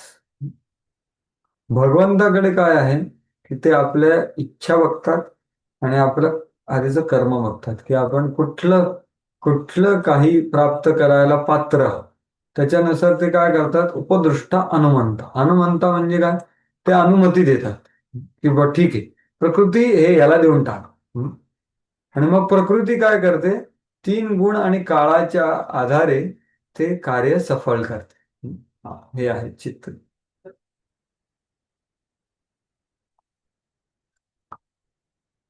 हे 2 चित्र तुम्ही बघा, त्याच्यामध्ये थोडीशी स्पष्टता येऊ शकते पुढच्या 3 श्लोकाची.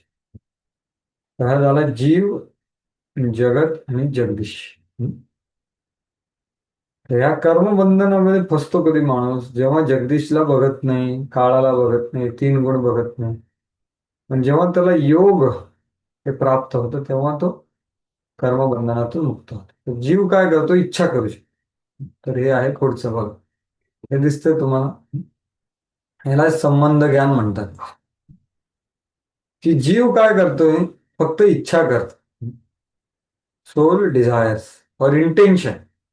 आत्मा इच्छा करतो. कधी इच्छा करतो, त्याला काही विषय वस्तू दिसते जगामध्ये, अरे हा हे चांगलं, मला हे खायचं, ती इच्छा करतो. सुपर सोल म्हणजे काय, परमात्मा. तो काय करतो, त्याला अनुमती देतो, सँक्शन करतो, तो ठीक आहे, याच्या कर्मानुसार ह्याला हे प्राप्त व्हायला पाहिजे भोग, तर ह्याला दे. अरे नाही, याच्या कर्मानुसार हा इच्छा करतोय बिल गेट्स व्हायचं, अरे पण याच्या एवढं पैसे मिळण्याचं कर्मच नाहीये, त्याला तेवढं नाही मिळणार, सँक्शन नाही होत. जेव्हा परमात्मा जेव्हा अनुमती देतो तेव्हा भौतिक प्रकृती म्हणजे काय? जगत. हा जीव, जगदीश आणि हा जगत. जगत काय करतं? हे सगळं कार्याला सफल करतं 3 गुण आणि काळाने. असं आपण कुठलंही कार्य करू शकतो आणि मग आपल्याला अनुभव होतो, हा माझं हे चांगलं चांगलं वा. आता तुम्ही म्हणाला रे एवढं सगळं कधी होतं? 1 मिनिटात मी हे पाणी इथून हे करतो की नाही, हे सगळं एवढं फास्ट होतं या सिस्टम मध्ये. म्हणजे जीव, जगत आणि जगदीश.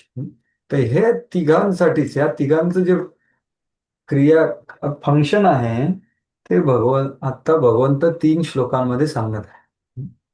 तर पुढचे जे 14, 15, 16 जे श्लोक आहेत, 14व्या श्लोकामध्ये कसं हे जगत प्रकृतीद्वारे सगळं कार्य केलं जातं ते 14व्या श्लोकात सांगितलं.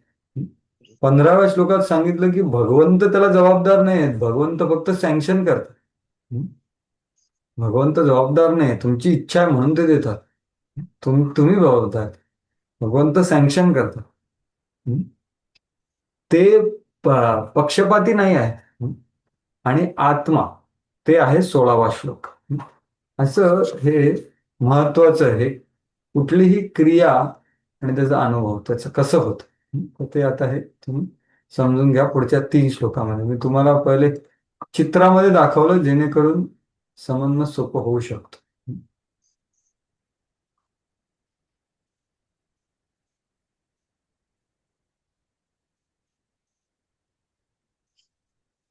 तर आता 14वा श्लोक आपण वाचू.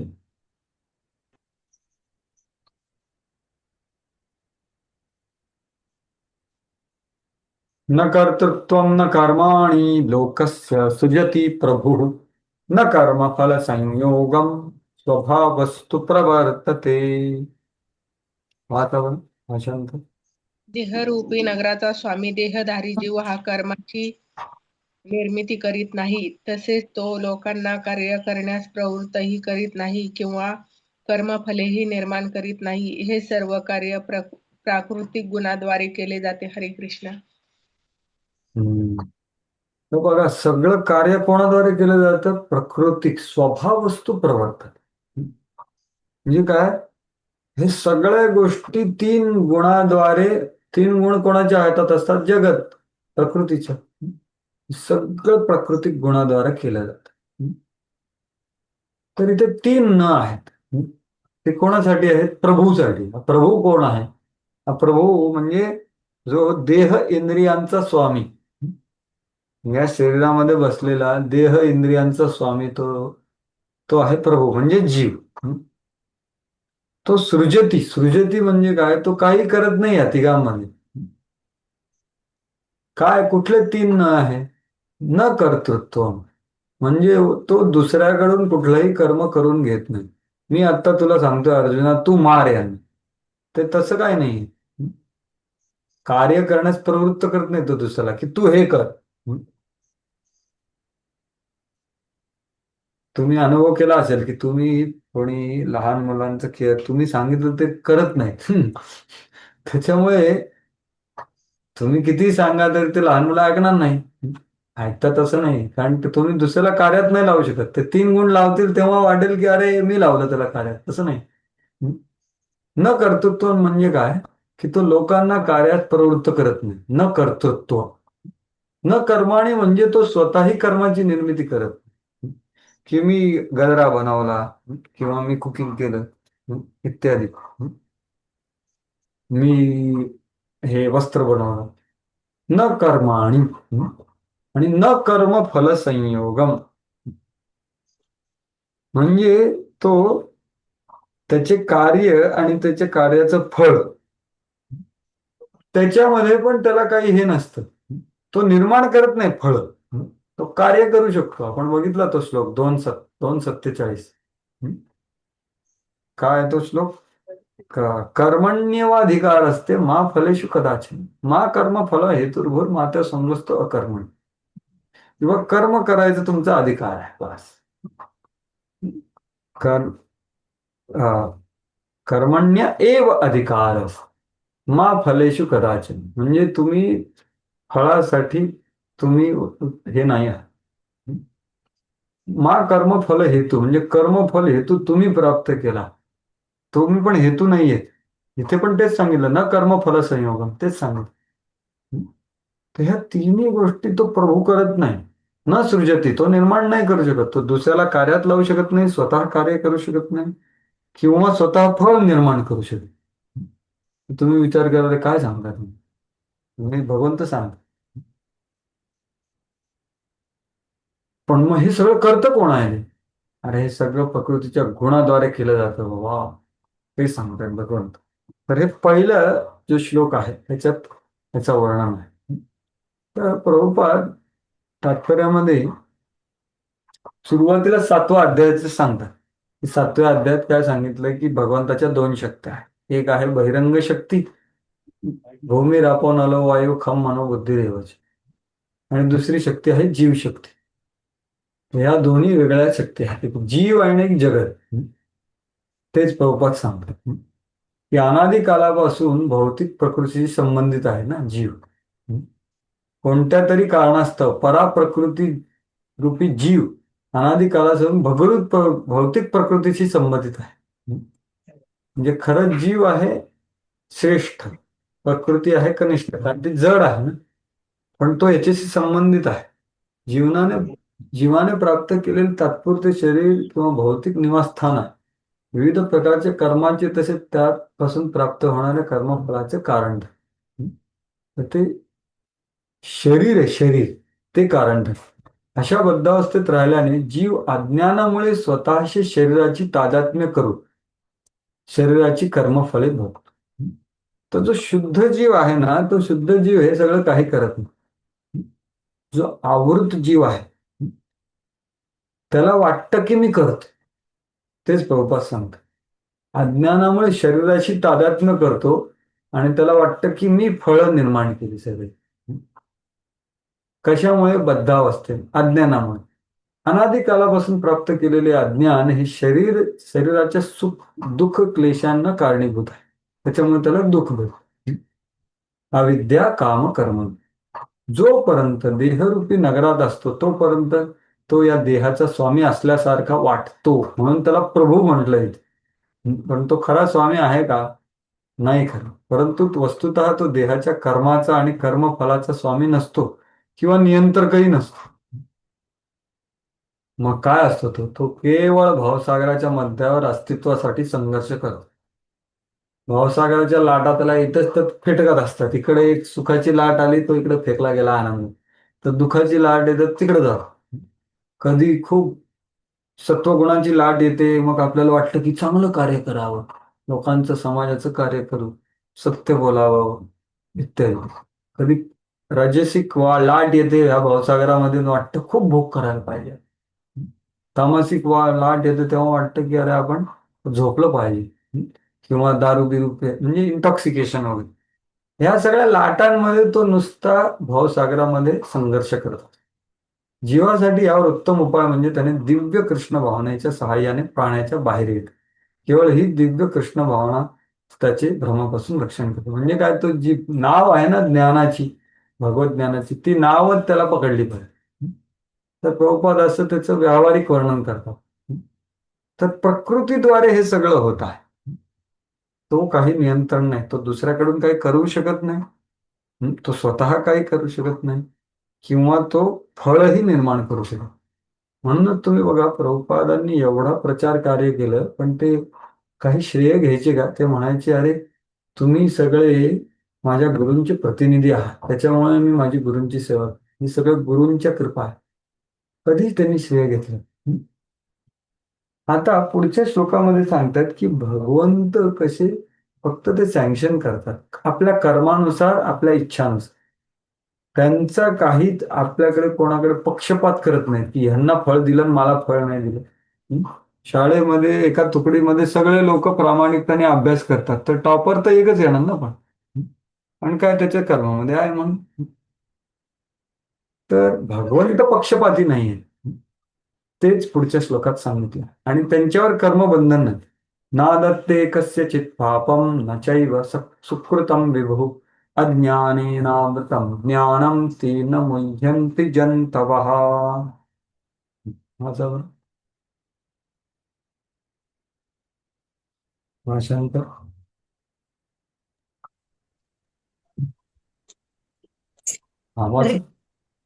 तसेच भगवंत कोणाचेही पाप किंवा पुण्य कर्म ग्रहण करीत नाहीत. तथापि देहधारी जीव हे त्यांच्या वास्तविक ज्ञान आच्छादित करणाऱ्या अज्ञानामुळे मोहित होतात. हरे कृष्ण. तर आता हा श्लोक भगवंत काय सांगतायत हे फार महत्वाचं. काही लोक काय म्हणतात की तुम्ही म्हणता ना 14व्या श्लोकात की अरे जीव काहीच करू शकत नाही ना, मग भगवंतच या प्रकृतीद्वारे जीवाच्या गळाला पिळून त्याला कार्य करवतात आणि त्याला स्वर्गात नेतात किंवा नरकात घेऊन जातात. हे भगवंत सगळं करतात. त्याला भगवंत त्याला पुश करतात की तू हे असं कार्य कर, त्याने कोणाला पुश करतात तू असं कार्य कर, तू इकडे स्वर्गात जा, तू नरकात जा. असे हे भगवंत प्रकृतीद्वारे जीवावर लादतात का, असं कोणी प्रश्न विचार, तर त्याला उत्तर देतात नाही, तसा नाही. तर बघा हे लादणं कुठे दिलंय, तात्पर्य प्रभुपादांनी दिलंय. बघा हे हे वाचा बरं, वैदिक मंत्र काय सांगतात बघा, हे एवढं वाचा. हे लादणं झालं. भगवंत हे श्लोक ते कोट करतात आणि म्हणतात की लादतात भगवंत. वैदिक मंत्र सांगतात की भगवंत जीवाला पुण्य कर्मामध्ये कार्यरत करतात जेणेकरून त्याची उन्नती होऊ शकेल, आणि ते जीवाला पाप कार्यामध्ये कार्य करतात जेणेकरून ते नरकात जाईल. हे कौशितकी उपनिषदात सांगितलेलं आहे. म्हणजे काय, भगवंतच आपल्याला दबाव देऊन एकाला असं कार्य करवतात त्याची उन्नती होते, दुसऱ्याला पाप कर्मात सांगतात त्याची अधोगती होते. असं भगवंत करतो. हा श्लोक ते कोट करतात. अजून दुसरा श्लोक काय आहे, हे अजून दुसऱ्या याच्यामध्ये, जीव आपल्या सुखदुःखांमध्ये पूर्णपणे अवलंबून आहे. ज्याप्रमाणे वायूद्वारे ढग ओढले जातात त्याचप्रमाणे भगवंताच्या इच्छेद्वारे जीव स्वर्ग आणि नरकामध्ये जाऊ शकतो. म्हणजे हा वायू कोणी भगवंताने आणला. मला वायू मिळाला स्वर्गाचा तर मी स्वर्गात जाणार, आणि नरकाचा मिळाला तर नरकात जाणार. म्हणजे हे सगळं भगवंतच लागतात ना जीवावर. भगवंत त्याला कारणीभूत आहेत का, असं कोणी जर का प्रश्न विचारला तर त्याला स्पष्टता देण्यासाठी भगवंता पुढचा श्लोक सांगतो. आणि असा विचार का निर्माण होतो लोकांच्या जीवनामध्ये, अज्ञानामुळे. तेच ठेवा. तर आपण ह्या श्लोकाचं संदर्भ बघतोय ते प्रभुपाद. स्वरूपता जीव जरी सच्चिदानंद असेल तरी सूक्ष्म तत्वामुळे आपल्या भगवत सेवेच्या वास्तविक मूळ स्वराचे विस्मरण झाले आणि अज्ञानग्रस्त होत. आणि अज्ञानाच्या प्रभावामुळे जीव काय म्हणतो, भगवंत हे माझ्या बद्धावस्थेत जबाबदार, मी थोडी, अरे प्रकृती सगळं करते, मी थोडं काय करतो. असं कोणी म्हटलं तर त्याला भगवंत उत्तर देत आहेत या श्लोकामध्ये की बाबा मी ह्या जगामध्ये व्यवस्था बनवून तुला देतो, पण तू इच्छेने तू सगळं कर, तुझ्या कर्माने तुला फळ प्राप्त होत. काय तो श्लोक आहे तो आपण बघूया. तुम्ही भाषांतर तर वाचलं बरोबर की, नादत्ते कस्यचित पापम न चैव सुकृतम विभू. आता विभू कोण आहे, मागच्या श्लोकामध्ये प्रभू होता जीव, इंद्रियाणाम देह इंद्रियाणाम स्वामी. विभू कोण आहे, हे भगवंत आहे. बघा पहिलं वाक्य तेच आहे. विभू म्हणजे अमर्यादित पूर्ण ज्ञान ऐश्वर्य बल यश सौंदर्य वैराग्याने परिपूर्ण असलेले भगवंत आहे. ते भगवंत कोणाच्याही कार्यासाठी ते जबाबदार नाहीये. ते त्याचं पाप कर्म किंवा त्याला प्रवृत्त करत नाहीत पुण्य किंवा प्राप्त करण्यासाठी. जसं एखाद्या माणसाने या जगामध्ये तथाकथित गुरु, त्यांनी जर का कोणाला चुकीच्या कार्याला प्रवृत्त केलं ना तर त्याला कर्म लागतं. तसं ते भगवंताला लागतं का, असं ते म्हणतात. अरे पण भगवंत कधीच असं प्रवृत्त करत नाहीत. ते फक्त तुम्हाला फॅसिलिटेशन तुमच्या कर्मानुसार आणि तुमच्या इच्छेनुसार. म्हणून ते पाप आणि पुण्य ग्रहण करत नाहीत भगवंत. कस्यचित पापन नचैव सुकृतम. सुकृतम म्हणजे पुण्य, पाप म्हणजे पाप. ते कोणाचेही पाप स्वीकार करत नाहीत. विभू विभू न आदत्त कस्यचित सुकृतम पापम च. कोणाचंच नाही. कारण काय ते कसं तेच पुढे सांगतात बघा. आहे वाचावर हिरवं आहे हे वाचा कोणतं. जीव हा जीव हा प्राकृतिक रूप असल्यामुळे ज्ञानमयी असतो, तरीही त्याचे शक्यतो मर्यादित असल्या कारणाने तो अज्ञानाने प्रभावित होऊ शकतो. भगवंत सर्व शक्ती आहेत, पण जीव सर्व शक्तिमान नाही. भगवंत हे विभू हरे कृष्ण. ते का बरं वाचतात पूर्ण दिसत नाही. हा, लाईट नाही ना आमच्याकडे. हो हो, माफ करा, मग दुसरं कोणतरी वाच. धन्यवाद. हरे कृष्ण. जीव हा परप्रकृती रूप असल्यामुळे ज्ञानमय असतो, तरीही त्याची शक्ती मर्यादित असल्या कारणाने तो अज्ञानाने प्रभावित होऊ शकतो. भगवंत सर्व शक्तिमान आहेत, पण जीव सर्व शक्तिमान नाही. भगवंत हे विभू किंवा सर्वज्ञ आहेत, तर जीव हा स्वतंत्र विचार करतो. अशी आणि म्हणून जीव आपल्यासाठी इच्छा करण्यामध्ये गोंधळून जातो, तेव्हा भगवंत जीवाला इच्छा पूर्ण करण्याची मुभा देतात. तर जीवाने केलेल्या इच्छेमुळे विशिष्ट परिस्थिती निर्माण होणार आहे. आणि अहो, काय तुमचा आवाज ब्रेक होतोय सगळा. थांबा जरा. जीव हा चेतन असल्यामुळे स्वतंत्र इच्छा करू शकतो. तर ही स्वतंत्र इच्छा ही सुरुवात आहे जीवाची. त्याचे उत्तरदायित्व चालू होतं. तो अणू आहे तरी त्याला स्वतंत्र इच्छा दिली भगवंताने, कारण भगवंत प्रेम करतात. म्हणून प्रेम म्हणजे कुठे दबाव नसतो. प्रेम म्हणजे काय, एकही गोष्टीवर दबाव नाही देत तो माणूस. प्रेम त्याला पूर्ण फ्रीडम असते. तर आपल्याला पण फ्रीडम दिलेली आहे, पण ती केवढी फ्रीडम आहे, लिमिटेड. चेतन असल्यामुळे स्वतंत्र इच्छा करू शकतो. अशा इच्छेची पूर्तता मात्र सर्व शक्तिमान भगवंताद्वारेच केली जाते. ते कशानुसार, आपल्या कर्मानुसार. म्हणून जेव्हा जीव आपल्या इच्छा करण्यामध्ये गोंधळून जातो, तेव्हा भगवंत त्याची इच्छा करण्याची मुभा देते.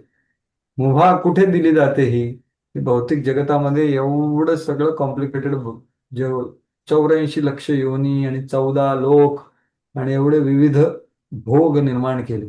कशासाठी, आपल्या भौतिक इच्छेला मुभे देण्यासाठी भगवंताने. विचार करा. परंतु जीवाने केलेल्या इच्छेमुळे विशिष्ट परिस्थिती रूप निर्माण होणाऱ्या कर्मांना आणि कर्मफलांना भगवंत जबाबदार नसते.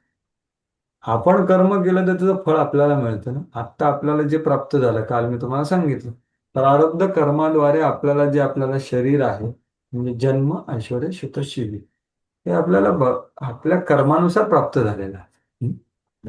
कोणी सोन्याच्या चमच्यामध्ये खात खात जन्म घेतो, कोणी झोपडीमध्ये जन्म घेतो. हे कशामुळे, कारण आधीची कर्म आहेत ना.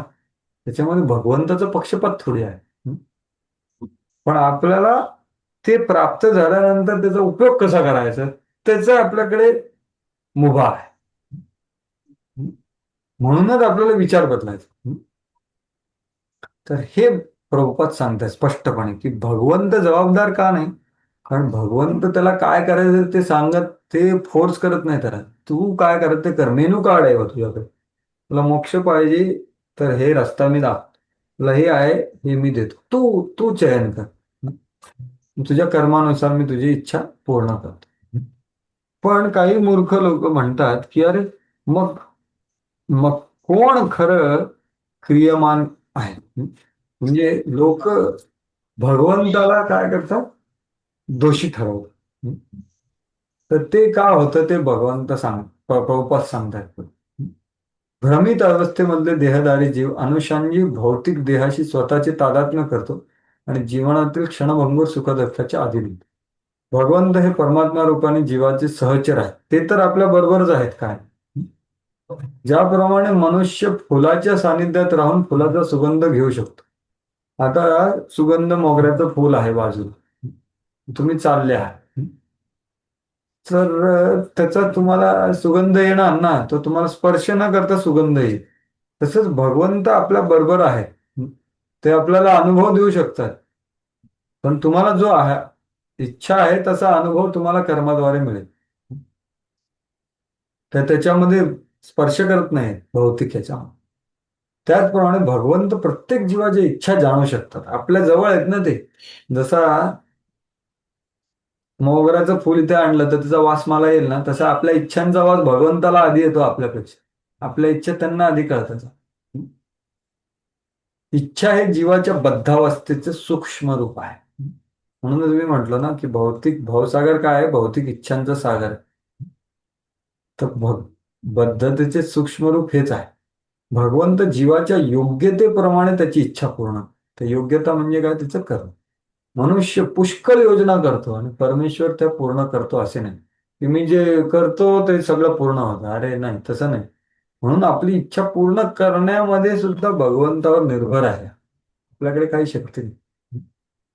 तरी जेव्हा मनुष्य श्रीकृष्णाच्या प्राप्तीची इच्छा करतो तेव्हा भगवंत त्याची विशेष काळजी घेतो. तर ही विशेष काळजी का, जेव्हा माणूस भक्ती करतो त्याला अशी इच्छा करण्यास प्रेरित करतात जेणेकरून जीव भगवत प्राप्ती करू शकतो.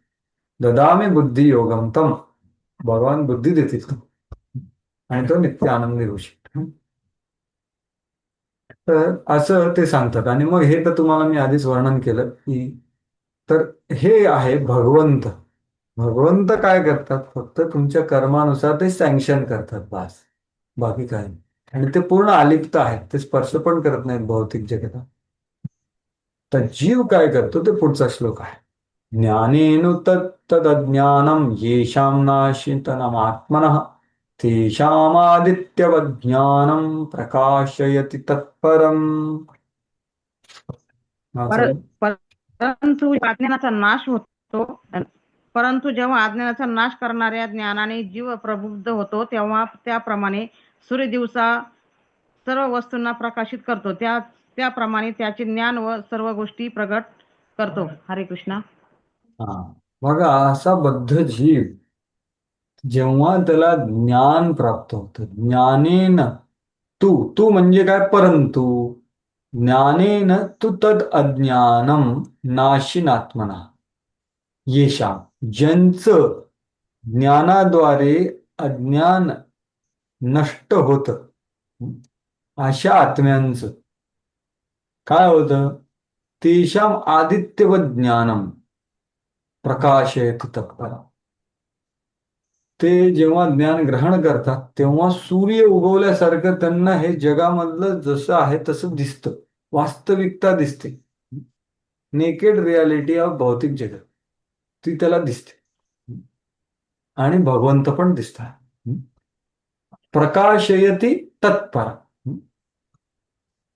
तर हे जे आहे, हा जो श्लोक आहे ह्याच्या आधी मागच्या अध्यायामध्ये 4.34 तद्विधी प्रणिपातेन परिप्रश्नेन सेवया, आणि त्याचे पुढचे सगळे जे श्लोक होते ना, जे ज्ञानाचे गुणगान करत होते, अरे हे ज्ञान याच्या एवढं पवित्र काहीच नाही, हे ज्ञानामुळे सगळे पाप नष्ट होऊ शकतात, सगळे पुण्य पण नष्ट होतात, आणि माणूस म्हणजे ते बघितलं ना तुम्ही, तो पूर्णपणे शांती आणि सुख प्राप्त करतो. मागच्या अध्यायातले सगळे श्लोक, तर ते प्राप्त कसं होतं,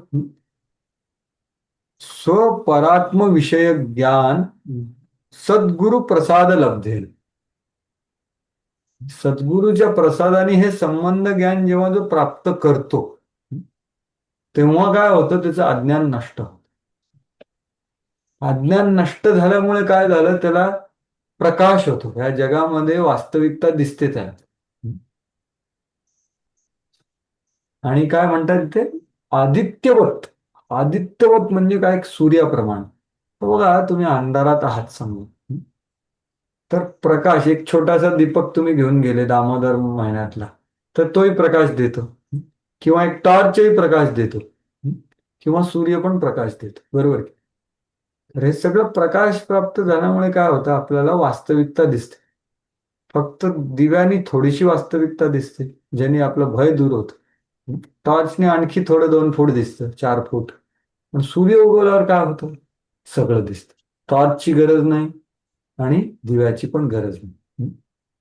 तर ह्या जगातल्या सगळ्या तथा बाकीच्या आध्यात्मिक ज्या विधी आहेत ते सगळे एक टॉर्च आणि दिव्यासारखे आहे.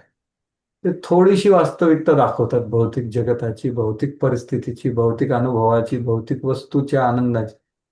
पण जेव्हा भगवद्गीता, भागवताचं जे ज्ञान आहे ते सूर्यासारखं आदित्यवत. भागवताला पण काय म्हटलं आहे, काय ते कृष्णे स्वधामपगते धर्मज्ञानादिभिः सह कलौ नष्टदृशामेषा पुराणार्क अधुनोदितः. हे भागवत पुराण एक सूर्य रूप समान आहे. हे भौतिक जगत तुम्हाला वास्तविकतामध्ये दाखवत, पण ते कसं प्राप्त होणार आहे? सद्गुरु प्रसाद लब्धेन ज्ञानम. हे जे ज्ञान आहे ते आपलं बौद्धिक किंवा एक अकॅडमिक ज्ञान नाहीये की मी पुस्तक स्वतः माझ्या बुद्धीने वाचून कळेल, नाही. प्रणिपात, परिप्रश्न, सेवा याद्वारे जे ग्रहण होतं गुरु प्रसाद लब्धेन, तेव्हा सत आणि येशा म्हणजे ज्यांना, आणि हे कसं होतं? सत्संग प्राप्तीनेच,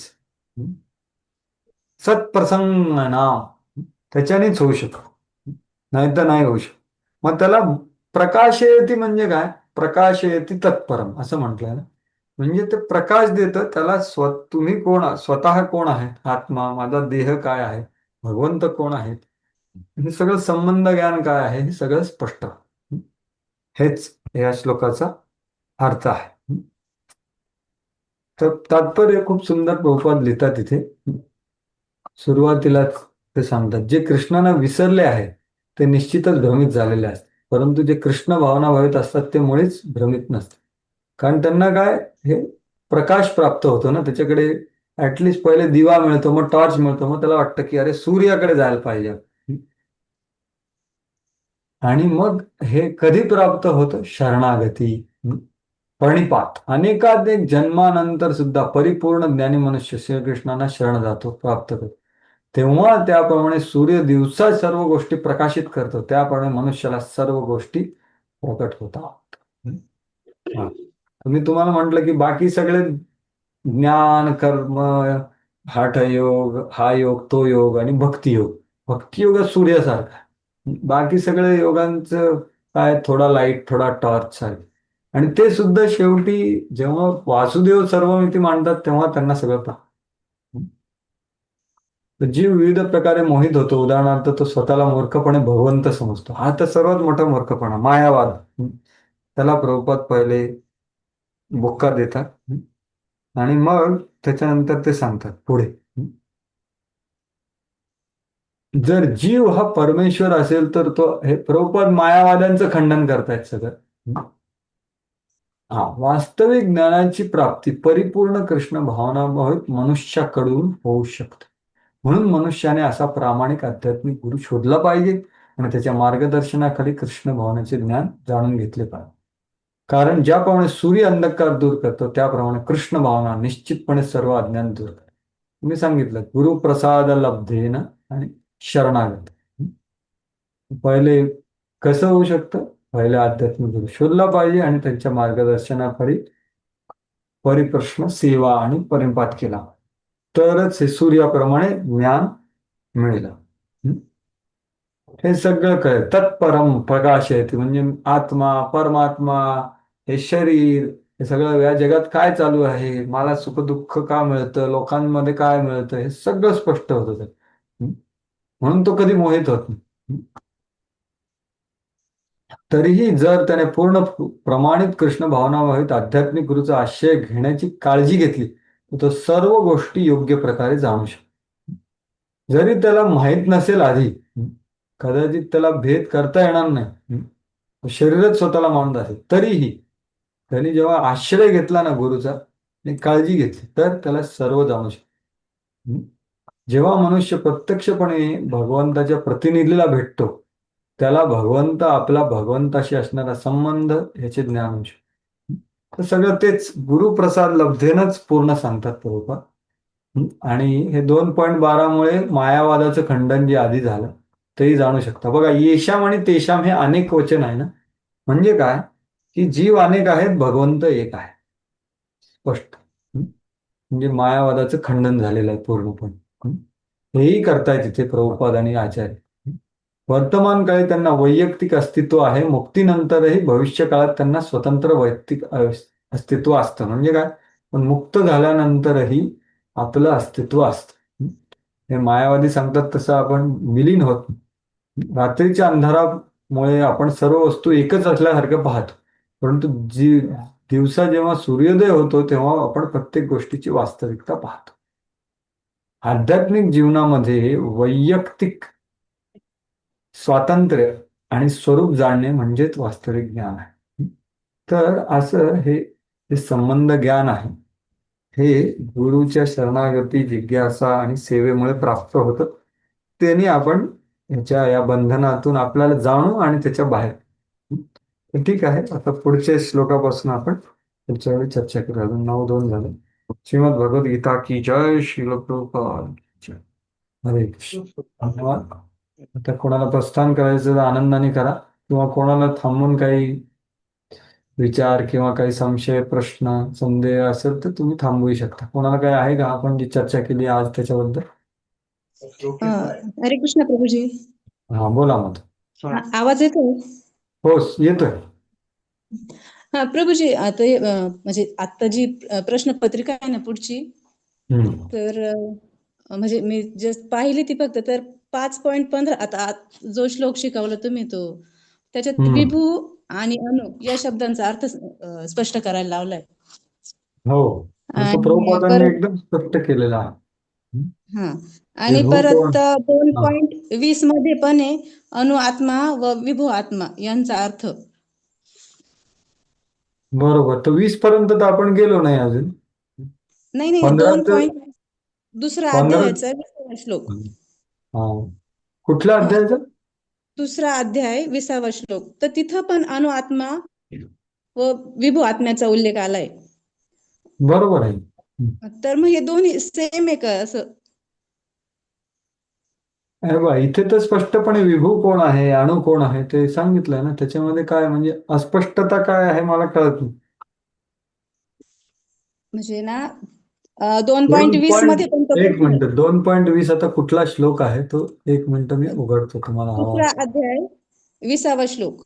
हा, 20वा श्लोक. एक मिनिट उघडतो. कदाचित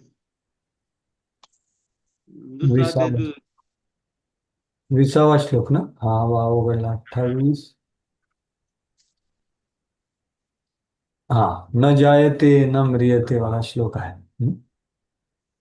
बरोबर. तर ह्याच्यामध्ये काय माताजी, या श्लोकामध्ये पण आणि अणु आणि विभूचं वर्णन आहे. विभू आणि अणुचं वर्णन आहे असं. तर दोन्हीमध्ये असं सिमिलॅरिटी का ते?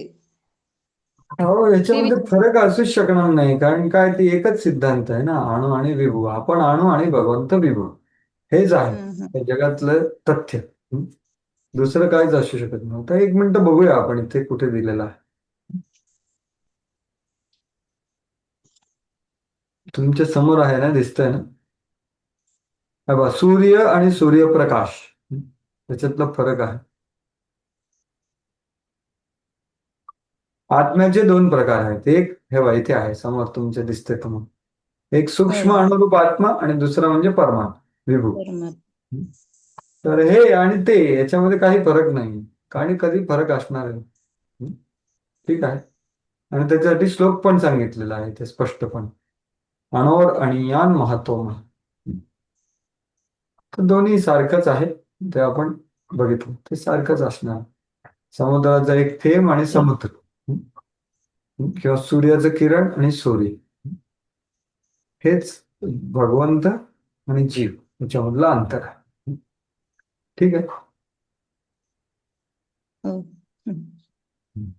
अजून कोणाचं काय आहे आपण जी चर्चा केली त्याच्याबद्दल?